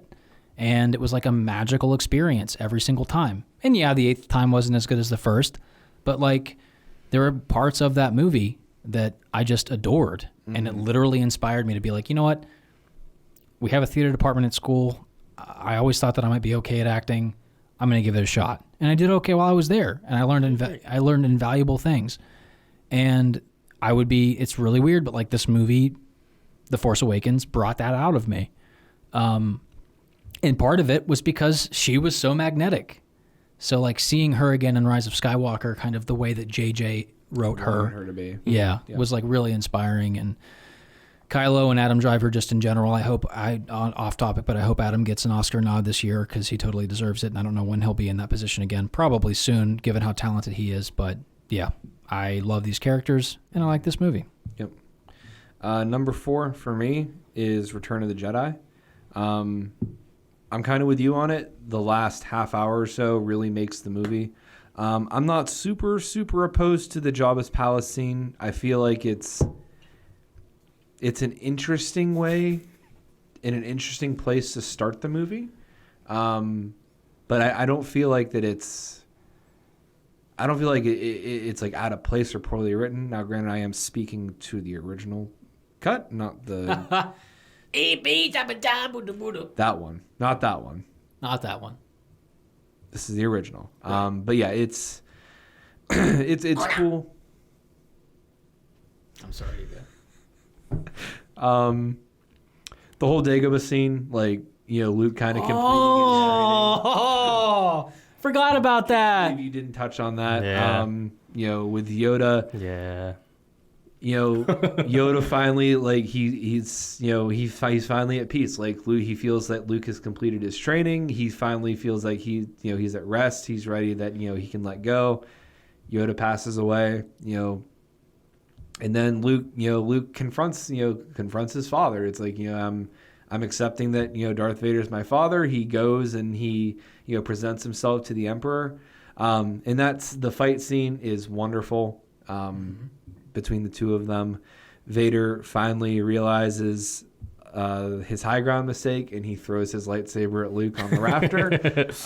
That's a cool layer that I'll be like, yeah, all right. Yeah. I guess I'll give it. And then, like, it's just the scene, like, where the Emperor tells, like, okay, it's time to turn. Luke's like, no, like, I'm a Jedi. Like my father was a Jedi, And then, Palpatine, you get the Force lightning, and then Vader, turns back right at the end, throws Palpatine into the reactor, survive, apparently. No. No. He only says it twice, to be fair. I just watched it. No. I want so bad to find those VHS tapes that are. I have them somewhere. I think my dad still owns them. Yeah. When Kind of Funny did their watch along, Tim Geddes said that he found it's some website. They have like the originals somewhere. Yeah. I could double check, but I think they're like the originals, like before George Lucas got his hands on them. And then seeing, the end after, like with the Force Ghost, with Yoda there and, Obi-Wan's there, and then you get the two versions of Anakin. You get Hayden Christensen, and then you get the imagining of what Anakin would have looked like. Yeah, really. Completely off, by the way. He was just an old guy there, which is fine. To George Lucas's credit, there are a lot of great changes that you never notice because they are real great. Like all the X-Wing stuff in A New Hope, all those transition shots with them banking in, those were like either not there or worse looking before. And then there's you tend to look at all the garbage because there's a lot of it, but there's some good stuff in there too. There's one thing though, I'll save it. You got to remind me of though. Okay. Just say George Lucas changes, and I'll remember because it's in a different film. All right. Number 3. Number 3, I have Return of the Jedi. It for a while. Really? Yeah. For the longest time, it's been my favorite, and I sat back and watched the original trilogies again like last week, and I was like, all right, I think it's been my favorite because it definitely has some of my favorite Star Wars that there is. The scene where Luke finally gives himself into Vader, and it's just father and son. No, not even the hacking. No, before they even go to the throne room scene. When they're talking in the hallway? He's talking about, have you constructed your lightsaber? And it's very much just like a human dynamic. You get a side of Vader, and Vader's finally like human and not just the big bad guy for the first time in the original trilogy. It's like he says like, it's too late for me, son, or something. And you're like, whoa. Yeah, you're like, oh, you're a person under there. Yeah, like, you realize, And Yoda pass, it hits at an emotional level that has resonated with me for years. So it is definitely lower because, and I really enjoy most of the Ewoks. I enjoy the 3PO. Yeah, I don't have an issue with the Ewoks. I feel like some of the scenes are a little overextended. Yeah. But I don't think they're bad scenes. When they're in battle, it's cool. Yes. The Ewoks, in a lot of the scenes, bring a whimsical, fun nature in a good way, as opposed to Jar Jar just being like funny, goofy for kids. Like 3PO telling all the Ewoks the story of the battle, and he's doing the sound effects and it's whimsical and fun, and it brought us Ewok Hunt. It did bring us Ewok Hunt, which is terrifying and very fun. Very scary. Some of the visual effects definitely are a step back from Empire. As dope as the Scout Troopers are, a lot of that scene is very like, whoa, this is an old movie. But the way they shot it is very smart. Yeah. But it doesn't age too well. But it took a step down, but it's still, it's top 3. Return of the Jedi is definitely some of my favorite Star Wars, but as a whole, not my favorite. Yeah. Like there's so much good stuff in that movie that, we've been binging Star Wars for like the past 3 months, but I could watch that movie right now. Yeah. We're at number 3. I have A New Hope. I think that there's so many great things in this movie. It's the thing that started it all, and you could talk about it all day long, but I'm going to keep it short and sweet. It obviously is the oldest. There are parts about it that haven't aged too well. They need to leave the fucking scene Han with Greedo alone for the rest of time. Han shot first. Yes, he did. And his arc was so much better when he's this low-level scum fucking space pirate that's willing to kill to get away. And then all of a sudden at the end, he has a heart and he comes back and he saves the rebellion and just helps Luke destroy the Death Star. The whole idea that George said, no, we need people to like him first, is you don't understand how you've written your own character. Yeah. Like you wrote him as this way so he could come and there could be an arc for him. Now there's hardly... he's still a scumbag, a little bit less so. McClunky is why it's 6 on my list. I'm Good. Just kidding. That's not true at all. No, that and the fucking Jabba scene that they reinstated, where they CG'd him in and him Han stepping on the tail. Him is hilariously bad. So I feel bad for the people. I feel bad for the visual effects artists that had to work on that. Yeah. Because George was like, I want it to be in, and then. And then they were like, fuck. God, like the whole time in the office, they're just like, this is going to be fucking bad. That it's just... This looks ridiculous, right? Yeah. Everyone, yeah? Okay. Yeah, good. I tried to use He's paying us. I rotoscoped him out and moved him over the tail, and I just like... put some motion blur on him a bit. Yeah, it's just... And he says the exact same things he said in the scene before. It does literally nothing for the film. You see Boba Fett before Jedi. And he stares... Dude, he goes... It's so funny. He just walks into frame, looks right at the camera, and then that's it. Yeah. I was like, all right. But anyway. But I think once those scenes pass, once they blast off from Tatooine, they escape the Empire. Movie gets a lot better. There's some real. It's really ominous, the feeling that you get when it's Obi-Wan, Luke, and Han and Chewie in the cockpit, and then goes the TIE fighter, and they're just like, how did he get out here? He's a small range fighter. He couldn't have been out here on his own. And they're like, I think he's heading for that small moon. Like there's all this like little creepy tension that builds, and then that's no moon, that's a space station. Then they get tractor beamed in, and they're he's switching shit, and Chewie's like, and he's like, I know. And it just, Han in that movie I think really shines. He shines in all of them, but in their dynamic on the, infiltrating the Death Star, and, then getting in the trash compactor. And then there's the moment where Han shoots the guy and just runs down the hallway and screams, get back to the ship. What is he doing? I just think that there are so many fun moments in the movie, and the battle between Vader and Obi-Wan is so iconic, even though it is clunky, even though it is McClunky. It's so McClunky. Did you see like the fan video of the remake of that? Yeah. That's cool. It's really cool. Very cool.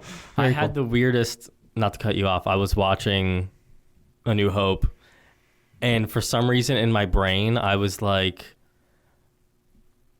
it's the first time we're seeing Vader's lightsaber, and he's just standing there with it on. Yeah. And I'm like, why wouldn't you want like a dope reveal of like, oh, that one's red, like it's literally Obi-Wan turns, and then it's just Vader just like, and his lightsaber's already lit, and he's just kind of chilling, just waiting. I think it's super menacing, so I give it a pass. But I can totally see. Dude, even if he was just standing and then just. Wait a minute. Let's talk about menacing. We'll cycle back to Rogue One when he did ignite the blade. Yeah, exactly. That scene is more menacing than him just standing there with it. Oh, yeah, it's almost like someone had the same complaint about as you. They were like, you just. We're not gonna do this again. Ignite the saber first.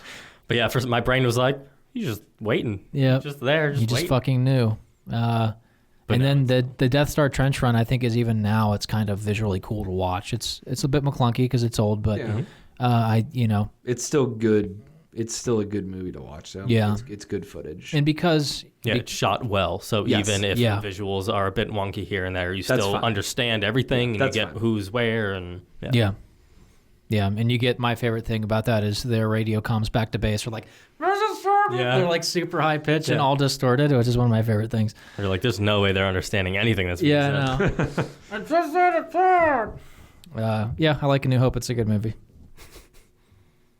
Did Taylor go? I don't even know where we're. No, he didn't. You're number 3. Oh, okay. A New Hope. Okay. Okay, cool.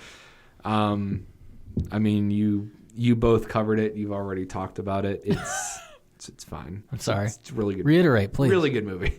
I mean, it's where it all began. Yeah. Sure, it's, it seems kind of, choppy and clunky, but that's just it. It's a movie from the 70s. Yeah. I'm going to give that a pass. I mean, seeing Obi-Wan, and Vader fight, like, especially after seeing episode 3 and like seeing like how like they parted ways, like it makes you wonder like what's going through mainly Vader's head at this point. Like he's finally confronting the guy that put him in the suit. Like Anakin was, aside from his arm, was complete. He was a person, and then Vader Obi-Wan lopped off both his legs and his arm and left him to die next to a pool of lava. It's pretty brutal. Someone was like, why didn't he just put him out of his misery? Yeah, just ignite that lightsaber in his head. Just he couldn't bear to watch. No, it was his brother, and he loved him. Loved. It's over. Kill him. Put him out of his misery. Yeah. Well, but yeah, I mean, it's the big thing for me and why I like it so much. I mean, it started it all. You see Luke start to become a Jedi, start to learn what the Force is. I think that there's some parts of the movie that are slow. I think there's some parts of the movie that they're not great to watch. But the overall meaning of the movie to me is why I put it as high as I did. Yeah, for sure. Yeah, me too. Plus the ominous obviously going to this, but when Obi-Wan's running through the Death Star trying to turn off the tractor beam, you feel like this guy, if this guy gets caught, he's not what he used to be. If there's a platoon of stormtroopers that come up on him, he may not win that battle. So yeah, and there's a lot of stealth there.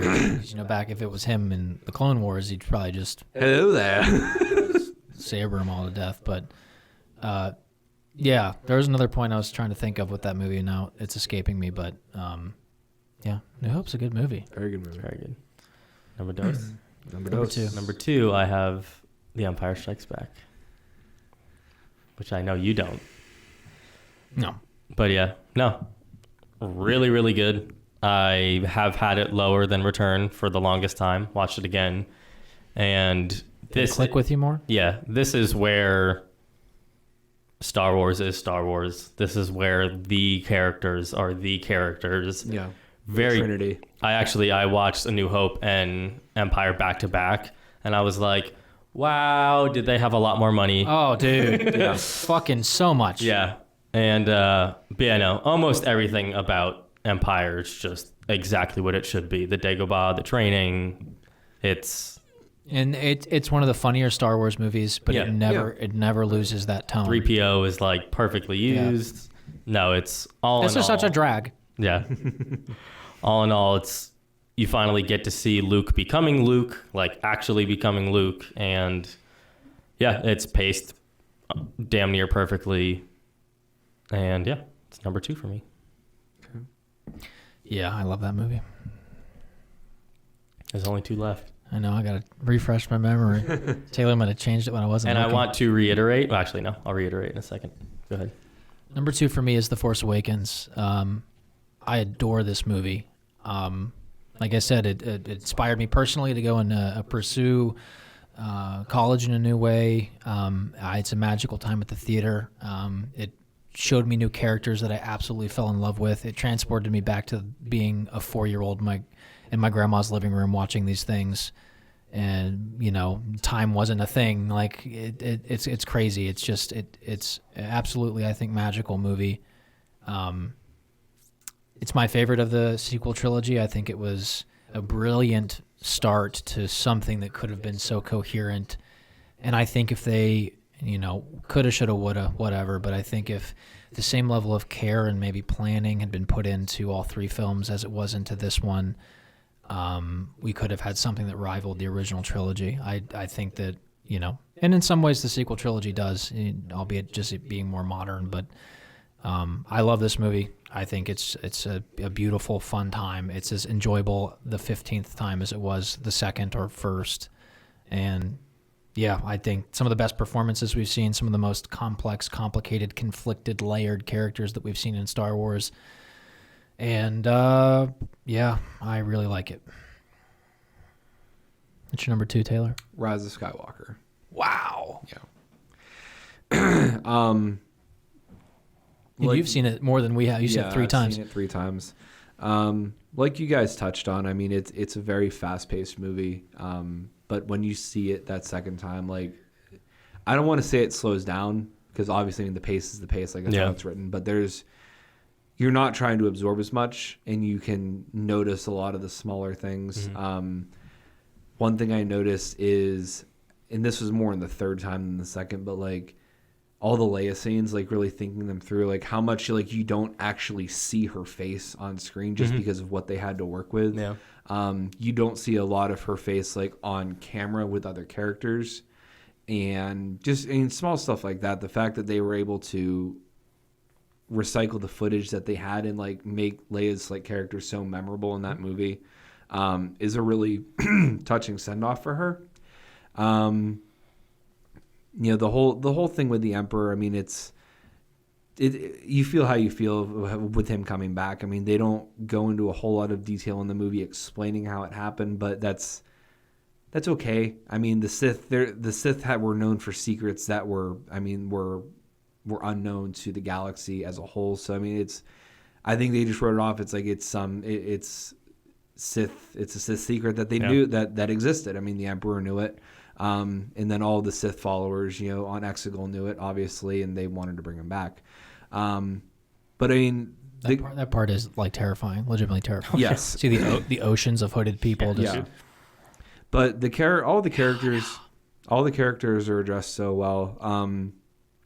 This having the Emperor back and like just the ominous voice of him, where you just hear the voice and then Kylo Ren goes to Exegol. You get I want to watch this movie now. I have been every voice you've ever heard inside your head. Like that's so cool. Yeah. The fact that like it covers all 3 movies and like that the Emperor was literally behind everything. Mm-hmm. And that's when they're talking about that, when they say, oh, Palpatine has returned, Leia's like, always from the shadows, like he's always in control. Like it's like that. I don't want to say like Leia knew that the Emperor wasn't really dead, but like she certainly wasn't surprised. Like I feel like that she always knew like that this was kind of a threat, and I think Luke knew it too when he was looking for the Sith Wayfinders. Mm-hmm. That there was something out there that wasn't quite right, and Luke felt like that he had to do what he could to destroy it. But I mean the movie it's fast, but it paces really well. I mean there's so much that they had to cover, but I feel like that everything was done really well, and it's a fitting end. It's a fitting ending. Unfortunately, all these characters, I feel like that there's so much more that we could that we could see from them. But it is what it is. The only thing that I really have a gripe about is the kiss at the end. There's a lot of sexual tension between Kylo Ren and Rey. I mean, there has been from The Force Awakens. Whether or not they put that in there because of that or to please, some,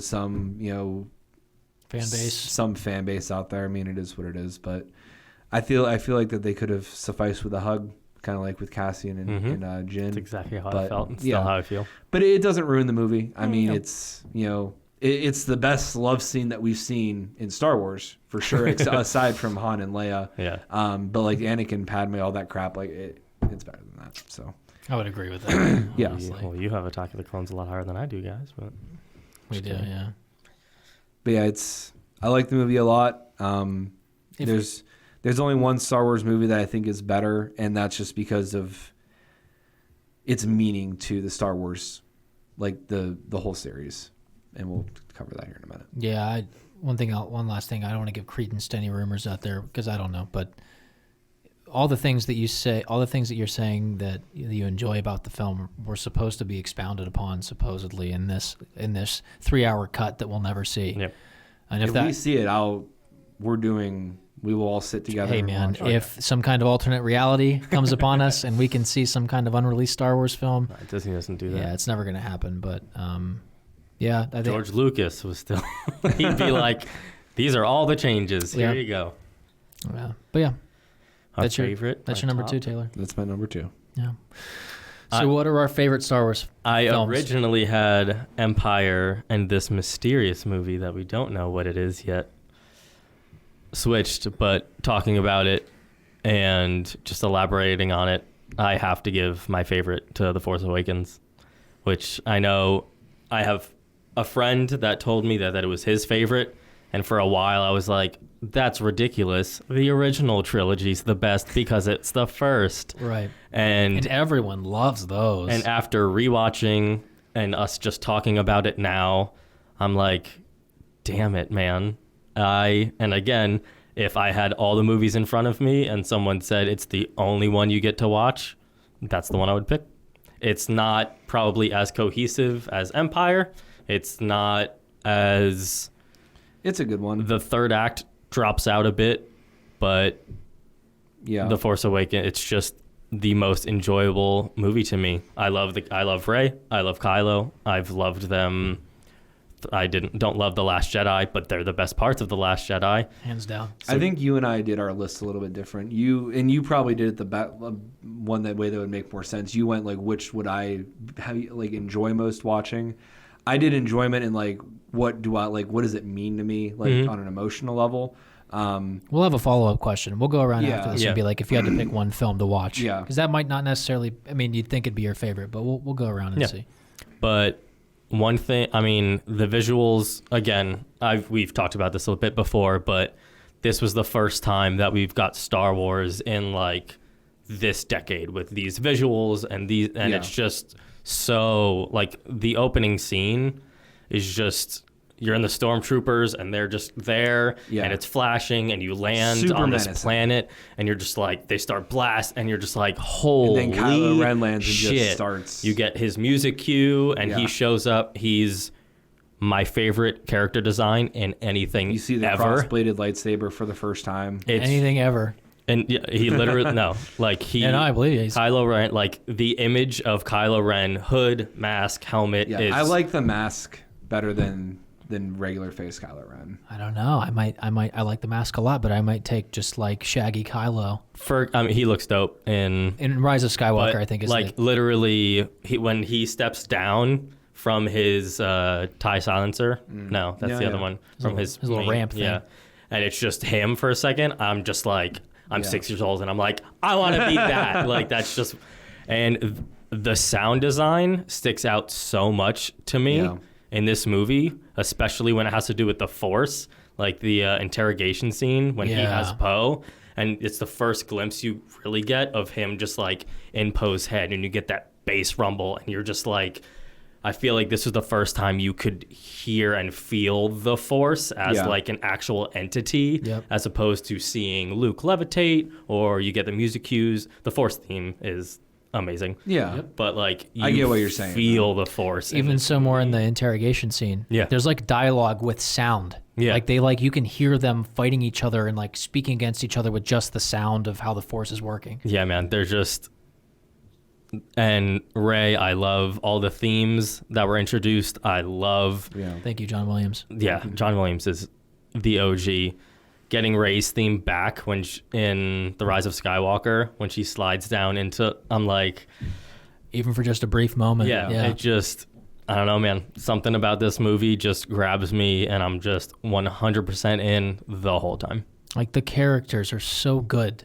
I need to watch it again. It's been a while since I've seen it. It's, you know, and to me, it's like it's that whole thing of like, man, what could have been? And I know we got some good movies, and I shouldn't be like, but like it's that thing of just, I wish we could continue with these characters, and who knows, maybe in fucking 10 years we'll get an older Daisy Ridley coming back. I want her with her saber for a movie. Because like, the saber's so cool. Who knows what we can get? You know, if we didn't touch on this, I don't think at the top of the show, but if the rumors, supposed confirmations are true, we're going to Old Republic era next. Cool. There's going to be a lot more. I mean, there's a lot of stuff that who knows what that's going to look like. I don't want it to look prequel-y. I don't want it to look, you know, I don't. But like with Rey, like with the yellow lightsaber, like that was such yellow, orange, yellow, gold, like yellow, gold, yellow. Like that was so cool, and like a lot. I think it caught a lot of people off guard. But like that's in the Old Republic era, like yellow wasn't exactly uncommon. Jedi Sentinel, man. Yeah.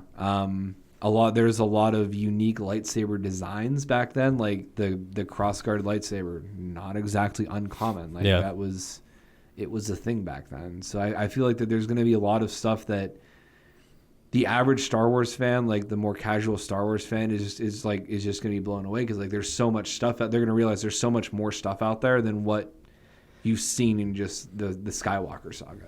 Yeah, I mean, which is good. You know, the biggest thing about the Force Awakens, I think, you know, I don't think that you're wrong at all for having it number one, because that's the movie that I had the most just fun memory. Like even looking back, I even look back on that movie now as nostalgia. Like, you know, I look back to 2015 and like I wasn't even back in school yet. Now I'm graduated, and you know, it was 5 years away. Yeah, 4, just over 4, but technically 5. Yeah. Yeah, and it's just, you know, it's a moment in time, and I think that the characters that film introduced, or whether you like where they went or not in the next two films, look at that thing by itself, and you're like, holy shit, there are possibilities here. People were speculating for years, because not just because there were questions to be answered, but because people gave a fuck about where these characters were going. Right. Do you think like anyone would give a shit if Rey was a bad character, who her parents were? No, I mean, if you look at the cultural impact just for a split second after the fact, after this film came out, and there are people that said it's just a retread of New Hope and all this and that and whatever, but Star Wars, and George has said Which Star Wars. in the broadest terms, I get, but every time I watch it, I'm like, I don't really. I'm not sure if I consider that a bad thing. It has its own intricacies. Yes, they end up on Starkiller Base and they're rummaging around and hiding and running around, and yes, they blow up the planet with a space weapon or in a space battle, and yes, there's a duel at the end, but like, I mean, there's just the intricacies are so different because the character, there's the protagonist comes from a desert planet, whatever. You can draw parallels, but that's kind of the point because like Star Wars is like poetry. The stanzas rhyme. Yeah. And if you look at the cultural impact of what The Force Awakens did, everybody was just, for literally 2 years, people were like, who is Snoke? Who is, where's Rey actually? Yeah. Like, who is she? Who is she? What is she like? And all Force flashbacks, dude. The Force flashbacks. Even in Rise of Skywalker, we didn't talk about the moment where he touches Vader's mask. Yeah. At the very top of the film, and there's all these fucking that is edited beautifully. The sound design is so good. But anyway, I mean, I think that JJ had an impossible task on his hands here with that movie, like being able to please everybody and trying to, or not, and not that that's your goal, but being able to bring Star Wars to a new generation while pleasing your old fans, I think is something that you try to aim for so you can make money. Yeah. Which it did. Sure and did. Second highest grossing film of all time still? Yes, I believe so. Behind Endgame? Or no, it's Endgame, Avatar, Force Awakens, I think. Maybe. Could be wrong. But I just think that the cultural impact that these characters had and this story had post 2015 leading up to New Jedi or The Last Jedi, I think is proof enough that these were powerful characters. And it breaks my heart that like this is probably the last we'll see of them. I know I've said that 60 times already. But it matters. It's like I don't know, like no one from Disney will ever see this, but like goddamn, like please bring Bob Iger. Yeah, Bob Iger. Please bring Mickey some of these back. I know we can't bring Kylo back. It's a goddamn travesty. Let's go back. Let's do a prequel. Force Ghost. Yeah, Force Ghost, whatever. I don't know. But like bring these characters are, and I'm right up there with you where like I think Kylo Ren, Ben Solo, whatever you want to call him, he's the coolest fucking thing in these movies. Yeah. And Rey is just a notch under for me. But he is so, and it might be Adam Driver, the way he does these things, because he brings so much to every performance and every moment. But goddamn, I now even love Finn. And I don't know if you were a fan of him being Force sensitive in Rise of Skywalker, but I was, because I wanted to see more of the average everyday Joe who can tune into the Force. And, like the way that movie left it, like fucking let's see a Finn movie. He might do it, he might not do it. John Boyega's been going crazy on Twitter. But who knows? Yeah, I don't think you're wrong at all. And not that you could be, because it's all subjective. But The Force Awakens is fucking awesome. Would you see anything? It's all very confusing. I don't know how they have this laid out. It might just be domestic. What's your number one? Yeah, is it domestic? What's my number one? I think it's obvious. We have the same one. I think it is obvious. It's The Empire Strikes Back. Yep. Titanic is still 3. Force Awakens is 4. Really? So interesting. I thought it eventually beat Titanic. I thought it did too. Who knows? Some of the lists are not even updated. They're like, box office results. We'll get it to it when we do. I don't know. You could be right. But yeah, number one's Empire. You put it really good. You put it like simply but beautifully, where it's like this is where Star Wars is Star Wars. Yeah. Like, this is like the thing where when I have a kid someday in 10, 15 years, hopefully, but when I have a kid, it's like this is the movie I show him or her when they turn 6 years old or something. It's like these have the themes, the lessons, the adventure, there's so many things in this movie that can be applicable to real life. Oh yeah. Just in terms. Sure. I mean, you got it tattooed on your arm for Christ's sakes. But you have what? You have do or do not. Gone? Yeah. You have do or do not. There is no try on your arm. There's so many things in this movie where you can take away messages from it. You can take away certain values or, so many different things. And it's just so much fun to watch. And it is so consistent in the way that it's crafted. And you see these characters tested and tried and you see them overcome adversity, and then Luke straight up gets his ass kicked. Like, it's called The Empire Strikes Back for a reason. Like, they pretty much lose. Yeah. No, they do lose. You know, and to me that's so fascinating. I think the best film to do that since this film was Infinity War. Yeah. Where you got a movie and they lose. And it was beautiful. Better than Endgame. Yes. I think it's categorically true. Endgame is fun, but more films should not be afraid to do that, because that's such, to me, a poetic, beautiful, honest, true thing. Yeah. Because you don't win every day of life. Like, you don't win every day you wake up in the morning. You just don't. And Empire is, like Mike said, it's paced beautifully. It's the one gripe I have, Lucas changes. I'm glad I thought of this. Yeah. And you'll never not, and you might have already noticed it, but if you haven't, now you'll never not notice it. George Lucas wants to make all these changes to these movies and wants to go back, analyze every frame, add CG shit in front of the screen as it's walking across super fucking slow. He wants to do all these things, and he won't fucking move a sound cue. When Luke, and maybe he couldn't, I don't know, sure he could, when Luke lops off the Wampa's arm. Wampa? Yeah. Yeah. And runs out. You hear the lightsaber unignite while it's still clearly ignited. Yeah, that's so funny. And it cuts straight to about maybe a 2 to 2.5 second pause where you just see a frozen tundra, and then Luke comes out over the hill and falls or runs down. Cut the sound out of that and move it. If you want the lightsaber to, I don't even know, sheathe itself or return, whatever you call that, do that sound when Luke's not on screen and his lightsaber's not clearly. That's the one thing about that movie. You want to make all these fucking changes and you don't make that one glaring. He probably doesn't even know that that's a problem. He was like, no, I want the CGI rock in front of R2. Yeah.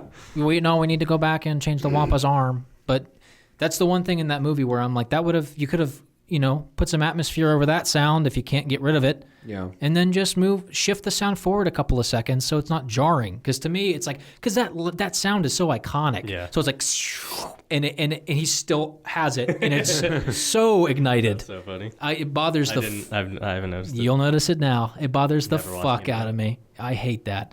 But other than that, it's a perfect film. No. The battle in Bespin, the cinematography, like the way Irvin Kershner shot that movie, whoever the cinematographer on that, just did such a beautiful movie, and the fight and the choreography is so great, and the dialogue in that fight between them is not as good as Return, I think, but it's good. It's damn close because they're different in that moment. In that moment, Luke thinks he's fighting the arch villain of the galaxy. Yeah. He has no idea, and then obviously the twist. Which obviously in this age where everyone has seen Star Wars or whatever, like, we'll never know until we have kids, right? Where we're like, let's show them this and see if they freak the fuck out. They'll be like, I know. Yeah, I know. Be like, you're talking about it. You're 5. Why do you have an iPhone 20? Get the fuck out of here. I don't know what else can be said about it. It's a beautiful movie. The score is probably my favorite in that one, although I really like the score in episode 2, which is why I think it edges out episode 1, because Across the Stars is one of my favorite. But yeah, Empire's... Is it your favorite, would you say?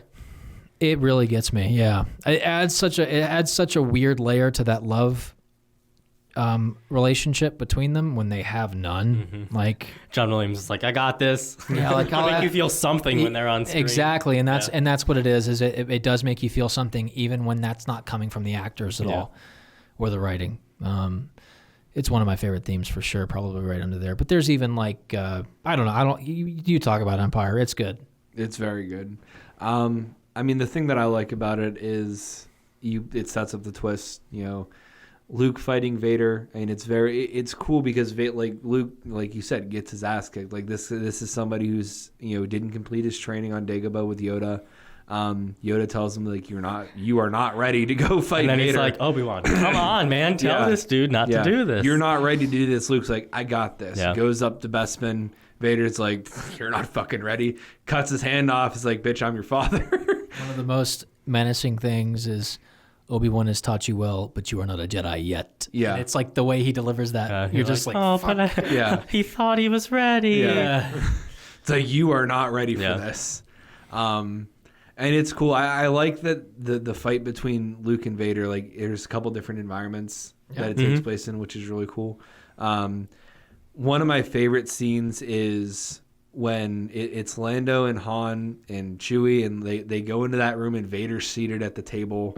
Like, Han shoots the blaster at him, he just blocks it with his hand. It's like, that's... We would be honored if you would join us. And then Vader's like, well, take him. We're going to give him to the bounty hunter. And Lando's like, no, you can't do that. You said that they would stay here with me. That was, it's like, I'm changing the deal. Pray I don't alter it any further. Yeah. Like, that just shows that, like, Vader is just this Vader is a badass in Empire. Yes. And that's why, like, Luke feels like he's fighting the archvillain of the galaxy. And really, like, Vader will do whatever. It shows, like, Vader do whatever the fuck he wants. The Empire has complete control over everything. And things are going to happen exactly how the Empire wants it. That's the end of it. Yeah, you even start to see a little bit of humanity in Vader in that movie when he's down on one knee and he's having his little session with Palpatine or the Emperor, and he's like, there's a new Skywalker, the son of Skywalker must not. I don't know what he says.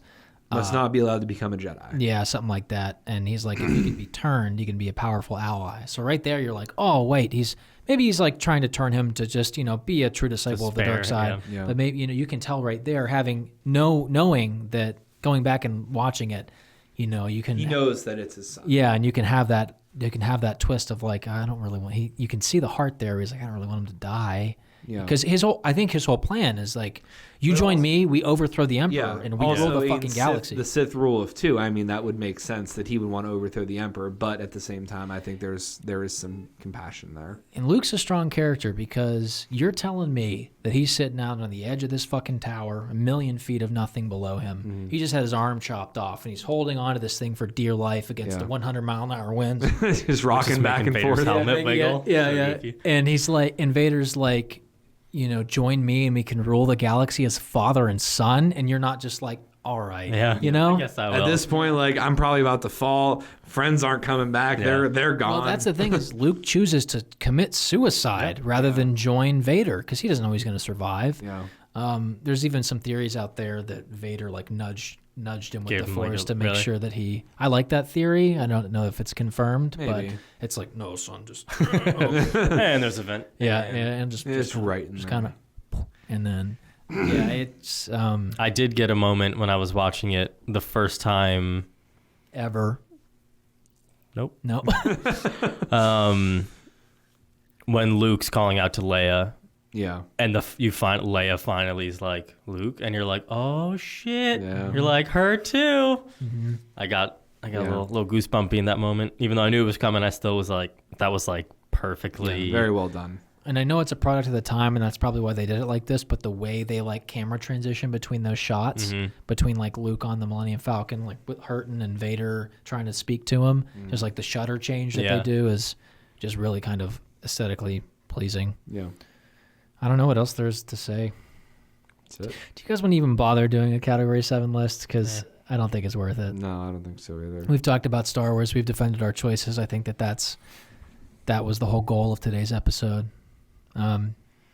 If you want to leave your rankings down below, please do. Yeah, we'll be interested to read them and to have conversations with you guys down in the comments. But is there anything else you guys want to add about Star Wars? Because here's an interesting question just to go around. Well, I said we'd pose this earlier, so why not? If you could watch just one Star Wars movie for the rest of your life, would it be Force Awakens? For me, yeah, for sure. I don't know what mine would be.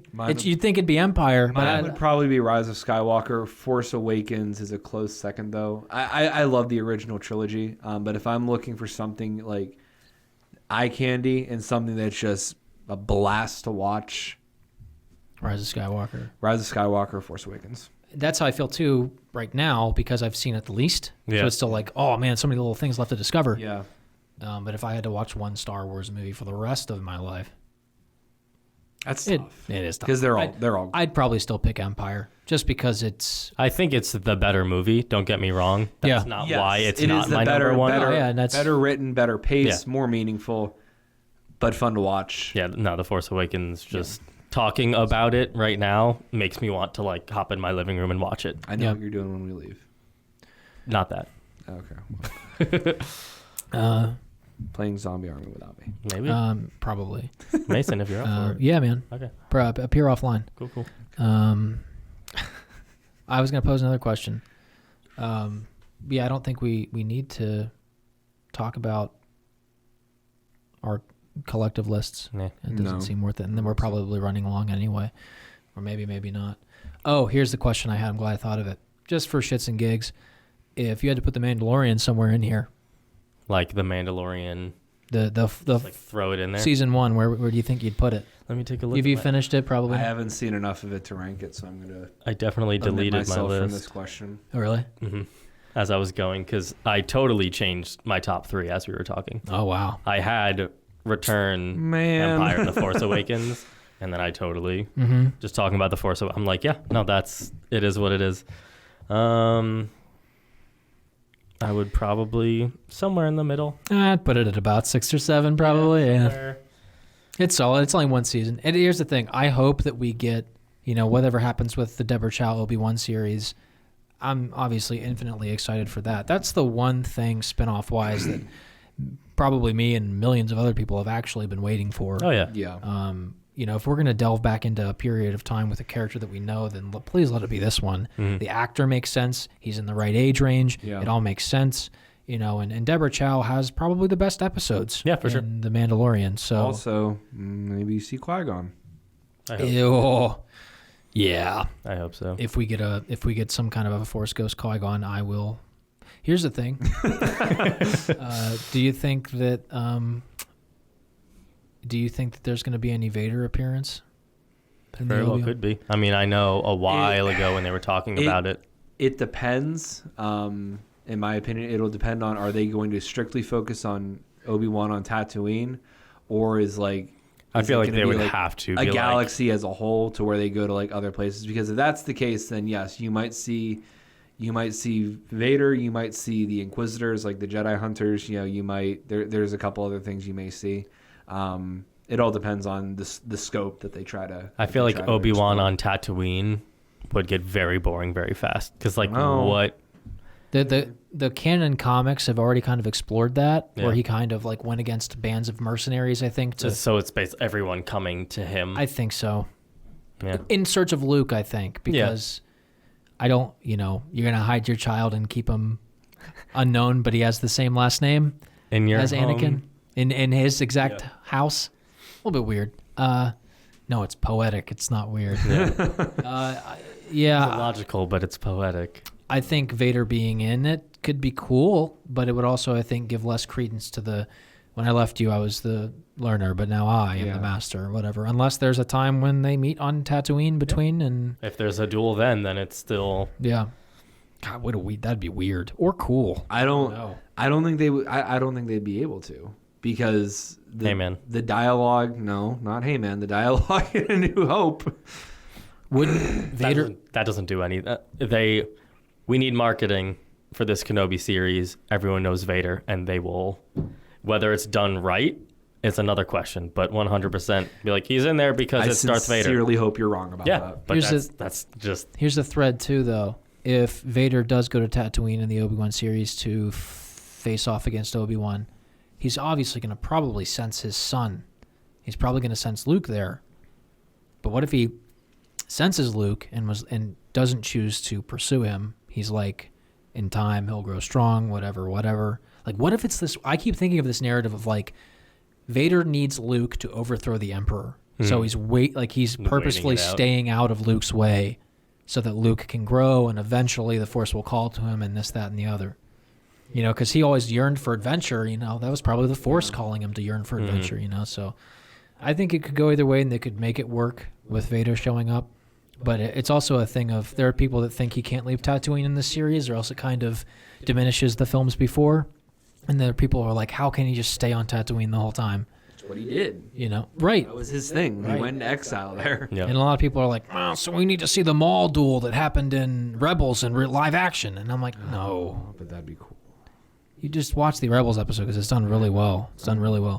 It doesn't last very long. No, but I like that it doesn't, because that's not who they are at that point in their lives, I think. But yeah, anything else you want to add? I'm good.